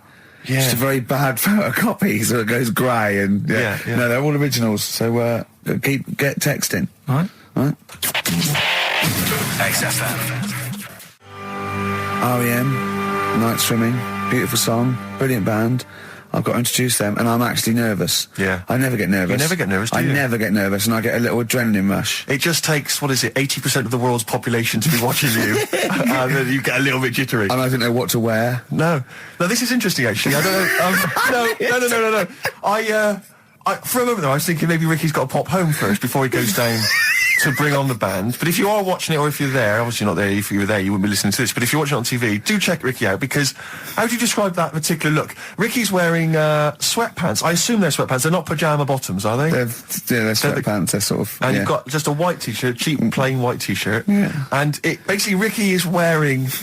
It's like he's made so little effort. The only way he could have made less effort was if he wasn't wearing any clothes. If he was just wearing his underpants that he slept in. But he's actually bothered to put on a T-shirt and a pair of sweatpants and some trainers. Yeah, well... Jonathan Ross is going to probably be wearing a suit, one of his, expensive suits or whatever. And, yeah, but he won't be as comfortable as me. Well, true. Did it not occur to you for a moment to maybe make slightly more of an effort? Perhaps put on a jacket? That jacket looks silly with tracksuit bottoms. Well, again, you could have changed the tracksuit bottoms. I mean, they're a mainstay of the outfit, are they? It's like they're not changing for anything. Yeah. I've got very little things that I haven't got a drawstring or elasticated waistband. No, sure. I don't want to be bothering with buttons and zips and hooks. There's going to come a point, isn't there, where you're just going to wear, I don't know, smocks. A baby grow. Baby grow. A baby grow with a flap. That'd be great, wouldn't it? Those little mittens. Yeah, all in. Yeah, that'd be great. And then an oven glove, so I can just get stuff out of the oven, eat it, let it drop everywhere. Yeah. Right, and then just get out of the baby grow, put a new one on, a clean one on. Or those kind of red flannel things with the which cowboys wear. Yeah. The kind of buttoned up bit at the back. The old cowboys. Yeah. Grandpa, he comes out with the shotgun. Exactly. And he's the long johns. Well, how's it going with Rockbusters? Anyone got the answers? Actually, one guy has texted in, James in Deptford, he's offered some answers, and he says here, the guy that hated us, famously, of course, we should have remembered, Dickie Anderson. Dickie Anderson? Richard Anderson, of course. I I don't know if Dickie's still listening. If he is, obviously email in ricky.gervais@xfm.co.uk and tell us what you've been doing, how you've been keeping busy and stuff. Yeah. Nice to hear from him. Chris Campling hasn't called, has he, either? Yeah, Campling. The one that thinks that not only is this whole show scripted, imagine that, right? But that Carl is a character created by us. Yeah. He's actually an actor. Oh, if only we Look could at take credit that. for A that. shaved monkey we got. I'll tell you, you're going to go along later to the Live 8 gig and you're probably going to see some bands that are going to make an effort to entertain you. But if you want entertainment, Rick, you know it. There's only one person to book. Go on. Me. If you you're perhaps going to do because I'm obviously a top DJ on the radio, but where I really come into my own is DJing in any kind of club environment. Well, you told me you were DJing. I didn't go to it. DJing at a party, and you said the place was rocking. The place was roaring, and I loved it. Carl just said he was there, and they weren't. Well, that's nonsense, Carl. Because you know very well that when I'd put on a tune, they'd cheer. Yeah, but it was late on in the night. They would have done that whatever you put on. That's nonsense. No, they were happy and everything. I'm not saying they weren't having a good time. It was your party. It was all right, but they weren't going mental like you're sort of making up. They were definitely going mental. When I put on the Proclaimers, they could not believe their luck. They would have walked 1,000 miles. Was it good though? Were they really? What were they doing? They were dancing, were they? Dancing and that, but they weren't sort of cheering, going, more and all that at the end. What are you talking about? Oh, Take On Me came on, the big cheer went up. Oh, I don't know who to believe. I've been there, done it, Steve. I've been the DJ as well. It might be jealousy. It might be like professional jealousy there. Yeah. I think it's because my fortunes are on the up and these are on the down. We all know famously that he had Pilkington making music. his DJ outfit. Didn't happen. I did enough. I just wanted to do enough to pay for the equipment, and I did. And that was that. But I don't like crowds, do I? But you're safe, aren't you? You're behind the little thing with the flashing lights. But there's still a lot of people and that. Forced fun. Don't like that. Forced fun? It's not forced fun. They haven't got to dance if they don't want to dance. Yeah. Don't like it. What do you mean your fortunes are on the up? Anyway, DJing. Well, I'll tell you, I was hired. Well, I say hired. I did it as a favour to a friend. His wedding the other week. And I got there, I was thinking, because everyone had their little role to play, and then people were doing a good job. I love you taking it seriously. And I spent ages putting together some CDs, special selection CDs. I love that! Because what I did was I burned them on iTunes. Did you turn up with your own headphones round your neck? Own headphones, wearing a suit, but headphones. Metal case. Didn't need it, just had them all in one small box. Brilliant. Boom. I thought, this is good stuff. I got some classics here. Give me an example. Give me an example of that, like the first hour, the warm-up hour. Rick, I'm coming straight in with Frankie Valli, Oh What a Night. Brilliant track. I mean, when those beats start at the beginning, who's not getting on the dance floor? Wait a minute, what's this following it up? Go on. It's the Jacksons. What, I Want You Back? I Want You Back. Brilliant. It sounds good at the moment, Carl. Yeah. So I'm thinking I'm gonna roar this, because they laid on a good spread. The ceremony was nice, food was nice. I'm thinking this is going to be the piece de resistance. Yeah. Alarm bell started ringing. Why? When I realised there was a marquee outside. Of course, it's a balmy summer evening. I'm stuck inside on the dance floor, so I'm thinking I'm going to be struggling here to get them in. Even with flavours like this, I thought I'd struggle, Rick. So I'm sat there in my suit. I'm sat behind this little DJ console. I've got all the big numbers. There's one or two people making some token effort, but frankly, most people are outside everywhere. No. I was livid. Of course, they couldn't hear it out there. So I was playing to an empty room, really, and I was furious. I was absolutely furious. Because, what is, they're wasting my time. They're wasting, now I could have just stuck the CD on and gone out. They're wasting Frankie Vallis. Frankie Vallis' time. They're wasting the Jackson 5's time. They're wasting, D-Light's time. Yeah, yeah. And, so I'm sat there, and there's a couple of people making a cursory effort. Mainly when they come to get a drink from the bar, they might have a little quick, couple of twos. You shout, we don't want your Not interested. All of you or no one. All of you or no one at all. And, then there's a microphone set up because people have been doing speeches. This little girl gets on the mic, right? It's being funneled through the speaker system. So every time I put my headphones on, Miss Dynamite, was it? It wasn't sadly Miss Dynamite, although she decided to have a little go at MCing. She was screeching a little head How off. old is she? Oh, I don't know, 8 or 9. At their most annoying. When children are their most annoying, because they got a bit of confidence there. They're a bit cocky. They're not shy anymore. They're a bit arrogant. Yeah. She's screeching her head off, so I'm playing, and she doesn't know it. Your face! I'm playing into the groove. No one's getting into the groove because she's going mental. She's just going, what's this? I don't know what this is. Play something I know. I'm thinking I haven't got any bloody DJ Otsu or Crazy Frog. I'm not going to play what you... So she's just screeching along, ruining it for everyone. And I say everyone, there was no one there. So me, she was ruining it for me. I bet you were really I angry. was furious. But of course as well, every time she screeched, it went through my headphones. So, of course, and then her dad comes along, right? And I'm thinking, all right, he's seen what's happening. Imagine you in your suit, sweating, getting annoyed at someone ruining your set that no one's listening to. I think, her dad's coming over. He's going to put pay to this. He's realised that, she's causing a disturbance. He comes over there, joins in. No. Sits her on his lap. He's just saying, she's having a well of a time. I'm thinking I'm furious. I'm thinking it's his responsibility to shut her up. He's not going to do anything. What can I do? I can't step in. No. And I know very well that if I interfere, he's going to say, oh, well, she's enjoying herself and no one's dancing anyway, and we'd have just got into a fracas. Yeah. And I didn't want to start a fight. No. Because I don't know, but he'd have knocked you out, wouldn't he? Someone would have got knocked out. And I'm not saying who it would have been, but, but to bear in mind, Rick, there would have been 2 of them. And, so I didn't want to get into a fight with him. And, anyway, so I'm playing. Anyway, so my friend came along. He realised what was happening. And I didn't have the guts to unplug the microphone. Because he'd have known, you see. Yeah. So I got my friend to do it when she had her back turned. So he pulled the plug out. The microphone went dead. She went, what's going on? I went, I don't know what you're talking about. I said, I don't know. She said, where's the microphone? I said, you must have broken it. I don't know what's going on. Someone will probably make you pay for that. Anyway, at least we shut her up. That is great. But it really went from bad to worse. And there's that thing when you panic, you start panicking. So you're putting on a lot of flavours that you would have saved to the last hour. What are we talking? Boom, boom, shake, shake. Exactly. You're throwing him in early. Love Shack's coming on way too soon. Really? Oh, Love Shack before 11. It's heresy, but I had to do it. But anyway, in the end, I made the bride go and get some people in. I said, look, it's your special night, all right, and they're going to enjoy this. I'll be honest, love, this is a washout, and it's up to you to turn this wedding around, or I'm walking. I'm walking, and I tell you, they're going to have a sour memory of this evening unless you bring some people in. Everyone in dancing. So she got him in at the end, and I'll tell you this, Karl. I mean, I don't know what you say, but they were loving it. They were absolutely loving it. A bloke came over and said, have you got Amarillo? I said, no, but I put on something even better, Delilah.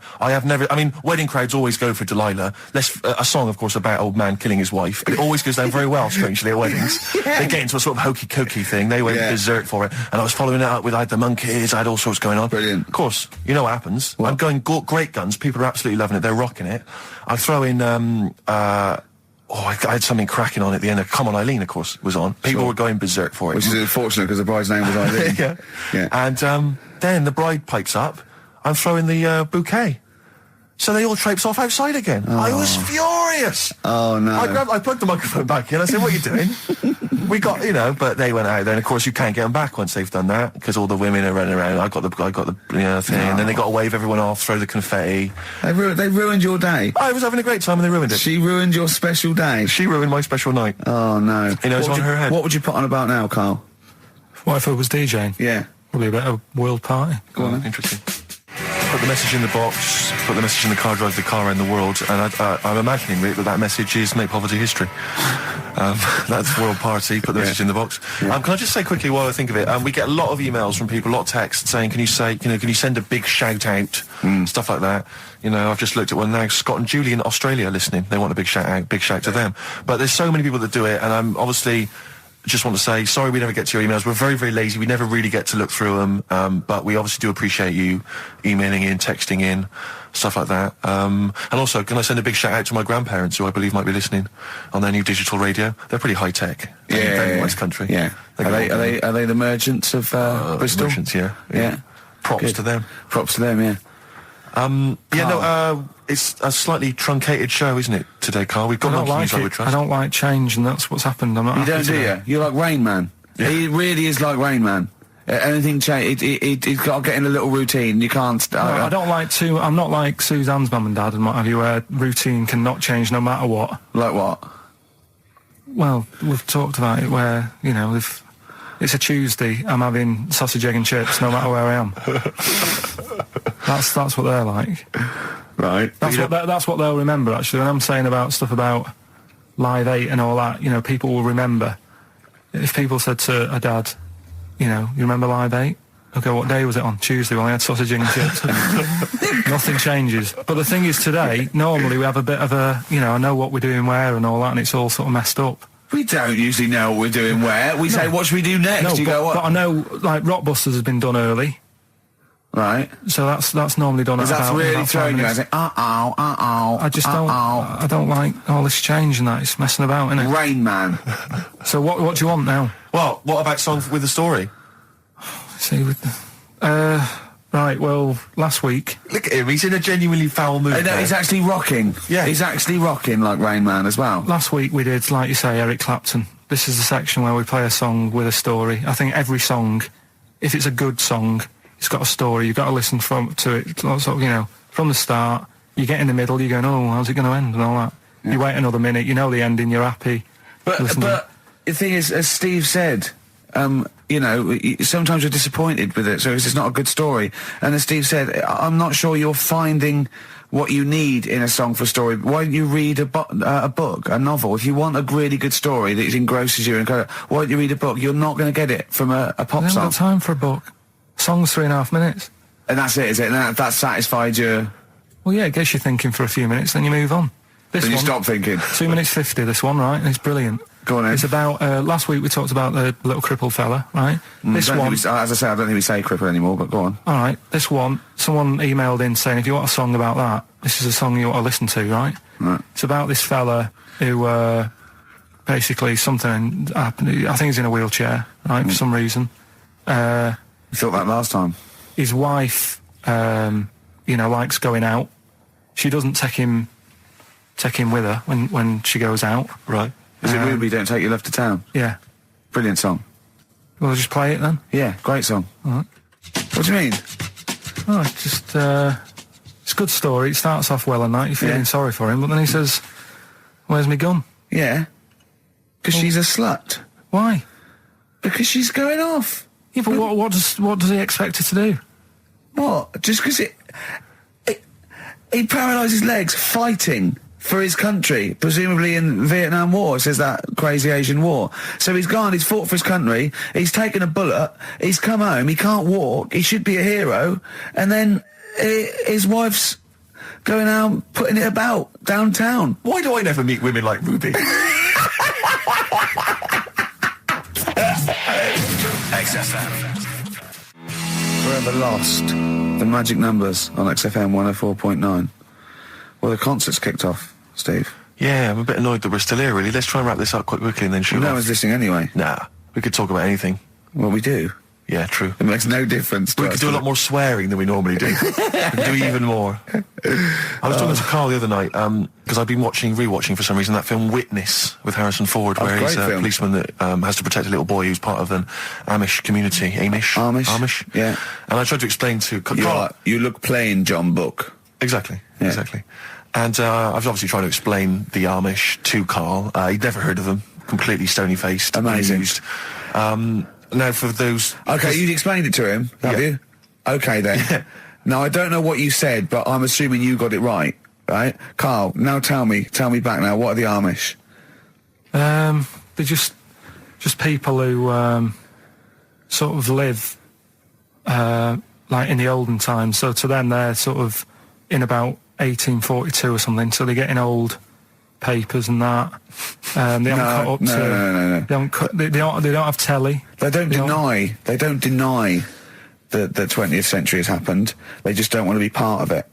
They look up and they see planes and they know what they are, and they go into the town and they see it in the window of Dixon's, a telly. They just don't want to be part of it. No, they're still living. They are still living like it's that's what I mean. Yeah, but they know about everything else. They just don't want to be part of it because they think that the sort of the revolution was a bad thing. They think that society became more and more depraved, and they wanted to go away from it, and they want to go back to old values, and they think they don't need TV and jets and that way of life. They can survive in the old way because the old way was better. Missing out on Live 8. Yeah, but they haven't had Band-Aid yet. Yeah, I think this is the problem that Carl had. He in his mind, they were just a bit delayed, so that in his head they were slowly moving towards the 20th century. They wouldn't be able to watch most of these bands, all their electric guitar. They'd be allowed to watch Tracy Chapman. Yeah, doing an acoustic set. Yeah, between the bands. Yeah, that'd be all right. But no, in Carl's mind, it's like if he. Although they wouldn't like Fast Car. They wouldn't like a scene about that. They go, I don't know what you're talking about. Pony and Trap. You got a pony and trap. That'd be all right. But are they still? Do they still get sort of rubbish posts and that saying we need your money for this, or get behind this charity? They live in an isolated community. They're farmers, aren't they? They're farmers. It's an agricultural community, and they're obviously very staunchly religious. In actual fact, it would suit you very well because you hate crowds, you hate groups of people, you don't like the modern world. You'd love it down there, wouldn't you? He wouldn't like getting up at 4 o'clock to milk a cow, though, would he? Well, no, but he'd get used to it. Go back to bed, couldn't you? It's probably out. I mean, have they got anything to do with the Hare Krishna people? No, nothing at all. Because out of all the religions, that's I'm not a religious person. I don't understand. You're only saying Hare Krishna because you've got the head. That's the only reason you think it'd be. I'm halfway there. Yeah. But the thing is, out of all, you just what was that? Money just fell out of my pocket where I'm nearly laying down. That's the danger of wearing sweatpants everywhere you go. I'm only ever lying down in a chair. No, I'm I've never been a religious type. If people want to do it, I let them do it and what have you. Good of you. But out of all of them, I want one that's not going to take over your life. I don't want one where you've got to get up 3 times a day and you've got to go and pray and that you've got to get up early. Forget that. It's getting in the way. But if it's something like, I was walking to work the other day, right, across Oxford Street. There's a little Hare Krishna fella there, and he sort of had he had a leaflet and stuff, and he said, are you interested? And I said, what do you do? And he said, well, we're against getting stressed out and what have you. And he gave me a plum. They hand out food for some reason. But I sort of asked a few questions. Just the imagery. These 2 bold people, one of which is wearing an orange smock, holding a plum in the middle. He hands the other one a plum. It's almost like you can imagine some kind of religious painting. Yeah, exactly. Yeah. But what is their sort of main thing? Because he didn't really tell me that much. He was a Japanese bloke, so I didn't know what he was saying that much. Why? He wasn't speaking English. Not very well. He wasn't the best sales bloke to send out for them, is what I'm saying. Yeah. But what's that? Are they? You're saying they're nothing like? Well, I believe Hare Krishna is a kind of as an offshoot of a sort of Buddhist faith. It is. I think they are Buddhist, aren't they? Yeah, and obviously their kind of trademark, as it were, is that they have to say. I believe they have to say Hare Krishna, Hare Krishna in a certain rhythm, in a certain order, a certain amount of times per day. That's why you see them all down the street saying Hare Krishna, Hare Krishna, because it's actually a sort of religious chant which they're obliged to do. So you see, even if you go into the Hare Krishna faith, you may find yourself, in Tesco or whatever, forced to say Hare Krishna, Hare Krishna. Out loud, not just thinking it. Yeah, no, out loud. You can put it on an iPod and you can put that on an iPod. No, it doesn't count. No, I think you have to actually say it. So I guess that kind of eats into your social life a little bit. And there's the wearing orange as well. Particularly frustrating, I imagine, if you're in a cinema or a library. A little bit awkward there, midway through. Or Star you Wars live would've next door to a bloke called Harry Krishna, who constantly thinks you're calling him. Yeah. That probably... Yeah, so that's in essence. I mean, I don't think we've quite done the Hare Krishna faith. It's full service there, but so interesting to you. I mean, you got handed a plum. You've been treated well by them. Yeah, well, but he couldn't tell. I just wanted to know how much time it would take up. What are the benefits?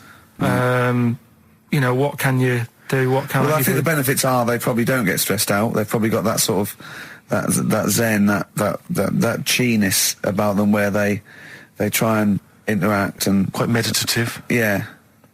Yeah. I've got some nice trainers as well, don't they, with their orange. What are you looking for then in a faith, Karl? You say what are the benefits? I mean, obviously Catholicism, you get the communion wine and bread, so... Yeah, but I can afford that. Right. Probably, just I like the Crusaders. I was forced into joining that as a kid, because a mate sort of joined it, and he sort of said he'd join in. I sort of swore at him. I said, I'm not doing that. Right? Yeah. He said, right, if you don't come with me, I'll tell your mum that you just swore. So I was like, oh. So I went. So I went along, and they used to just go on the Friday when they played, you know, Sabutio and stuff. And then I went on one Sunday, and it was totally different. There was no Sabutio.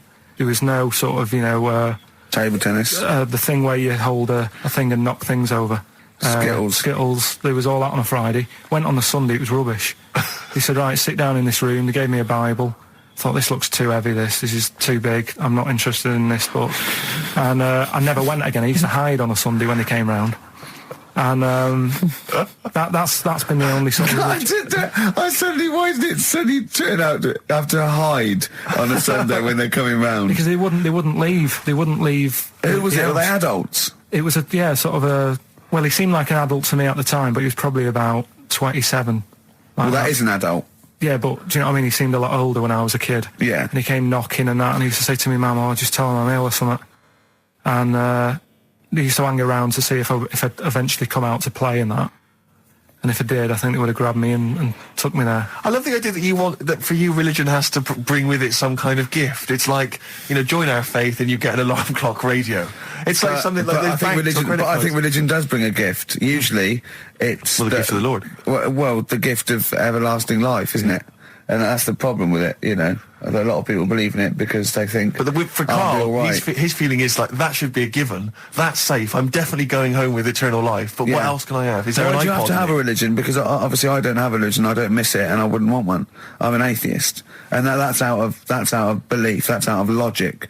And we don't get into the politics or the morality of it. Why do you feel you need a religion? Why don't you just get a hobby? Well, I didn't want one. I don't want one. I just was saying that, you know, if I was to get one, which one would I go for? Is what I'm saying. I'd like to see you perhaps as a Jew. I think Judaism would suit you well, I think. What are the hours like for that? Tough. Can be tricky. That's what I mean. I don't want anything that's, you know... And they have a day where they don't eat and stuff. I couldn't be doing that. So they have days when they eat too much? Yeah, but what happens if I'm not that hungry that day? Like I say, I don't like change. You know what I mean? I like my Cheerios in the morning.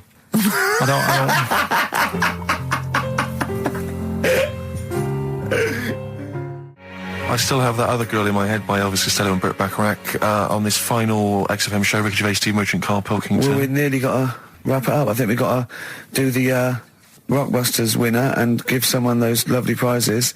Monkey News, then we're out of here. We'll maybe come back, maybe do some Christmas specials. I don't want to make any promises.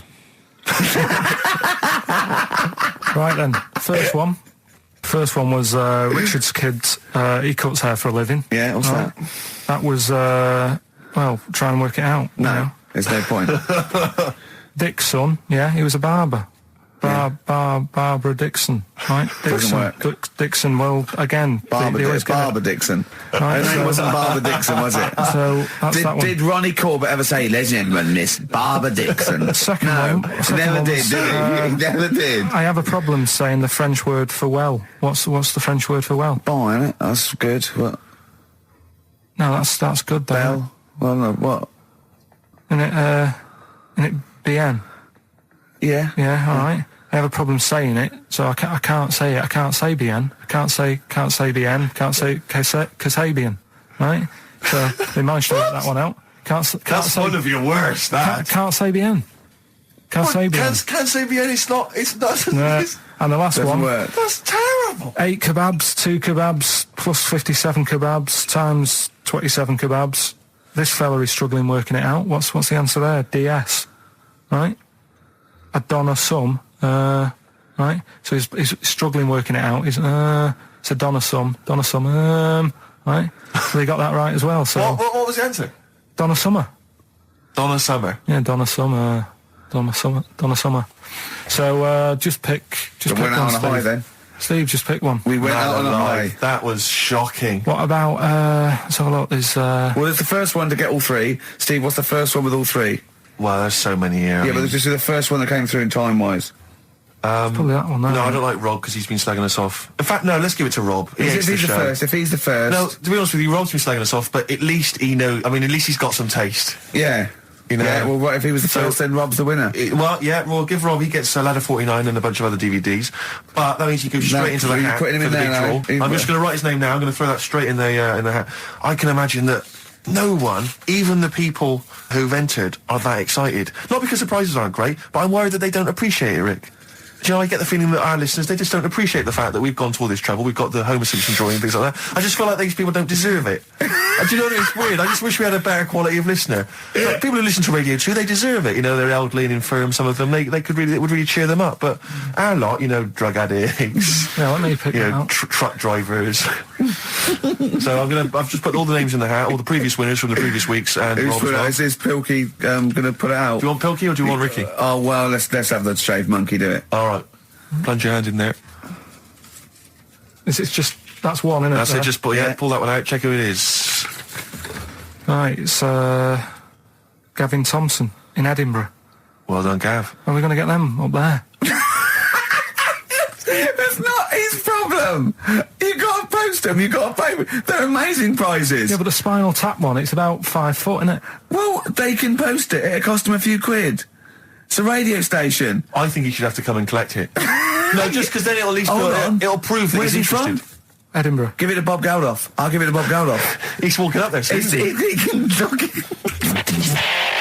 XFM. Chewing breaks. Fishing for a dream. That's what we're fishing for, isn't it? We're fishing for a dream today. What's So that make dream? poverty. I don't know what I was talking about. It doesn't matter what you're saying, Rick. No one's listening. No one's listening. Well, we've got to finish anyway. Think about the fact that think how small our percentage of listeners is anyway. Anyway, and then you two are on stage Yeah. at the moment. This is like broadcasting during Christmas dinner. This is the same. It's just On the pointless. hospital radio. Yeah. Yeah. Exactly. Where everyone's got an iPod for Christmas. Yeah. On the ward. yeah. Well, we're going to go through now till 5:30, and I've got to rush off, I'm afraid, to Live 8. Don't apologise, mate. When people see the glam that you're bringing to that event. They don't even care about the people introducing it. Comedians going, ladies and gentlemen, just get on with it. No, I agree. No, I've got a good joint here. 2 blokes will get on with it. Bring on Madonna. But we're going to give it to them, Carl. We're going to go through to the end. We've done everything we have to do. Monkey news. The final monkey news of the year, possibly. It's been a joy. I'd just like to say, on behalf of myself, Steve Merchant, and this little bald mank, it's been a pleasure. Yeah, speak for yourself. Yeah. But, we should just point out as well, if you miss Rockbusters while we're away, yeah, right. You can log on to xfm.co.uk/Rockbusters, where you can actually see Karl himself introducing you to an interactive game of Rockbusters. Looks very much like Blockbusters. It does, surprisingly. But yeah, you can join into that. And there's also talking of monkey news. There's a link on the website. I'm trying to think where you go. I think if you go on my little biography bit, someone's done some animation to some old monkey news. Oh, it's brilliant. Great. Right. Yeah. So if you're having withdrawal symptoms of monkey news, then you can find some classic And it's monkey news on animated. there. Classic monkey I feel news. drained today. Do you? Go on. This is the strangest radio show in the world. Yeah. Isn't it? Yeah. Because we can do that. We can talk about this and go, I feel drained today. Just like he's not... Like, no one's listening. Because that's the sort of thing you say socially and no one listens. Like, just when you're watching up, I feel drained today. It's rhetorical. Yeah. You're not expecting anyone, not even your loved ones, to go, oh, really? They just go, that. But to do it live on air, Yeah. no one's listening. What I mean is just give us a jingle. But the Exactly. But the truth the is- contempt we have for our poor listeners But is the truth is, the unbelievable. listeners aren't listening, and we don't want to be here. So it really is one of the most pointless things ever. No, I would have been quite happy to do a full show. But you know what? The flow of it's just. I would messed. love to listen to this back in 10 years. This actual show, let's keep this forever. Let's keep this show forever. The show, we went early, we were bored. It was a day we're trying to save Africa, but we're a little bit annoyed that no one's listening. Yeah, right. Right, once and for all, the final monkey news But of if the you're not- year. Oh, go on. What were you going to say? No, I was just going to say, if you're not into the Live 8 and you're gay, you're not listening. Because you're on a walk. Right, okay. Right. Oh, chimpanzee that monkey news. Right, there's this card game going on, right? in the a big hotel in Vegas, Right. The Luxor Hotel in Vegas. Yeah. It's a major card game. All the big players and that Sure. were involved. Right, they're all invited. Anyway, so they all meet up in this dark room at the back of the Oh, there we go, dark room. at the back of the. They didn't work. They didn't see the little 4-foot hairy fella. It was brilliant at poker. Like I say, it's a big game, and that everyone's been waiting for it. So it's played in the back room, not in the main entrance bit, right? So anyway, like I say, it's dark in there and what have you, and the players went in. There was already someone sat in there, right? Right. But they Short bloke? couldn't quite see. Was he him. a short hairy bloke with slightly longer arms than legs? Couldn't see him. Where because are his arms slightly longer than his legs? couldn't see Strangely him with it enough. being dark. Was he and what have you. holding his hand of cards with his feet? Anyway. So the cards were dealt, right? Cards were dealt. Games going on. His cards with his feet.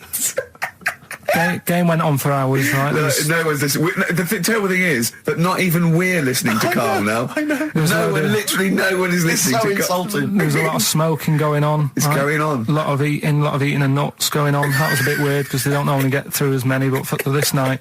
So, come on, let's just play Bruce. Goodbye, everybody. See you maybe at Christmas time. Yeah, all right. Goodbye.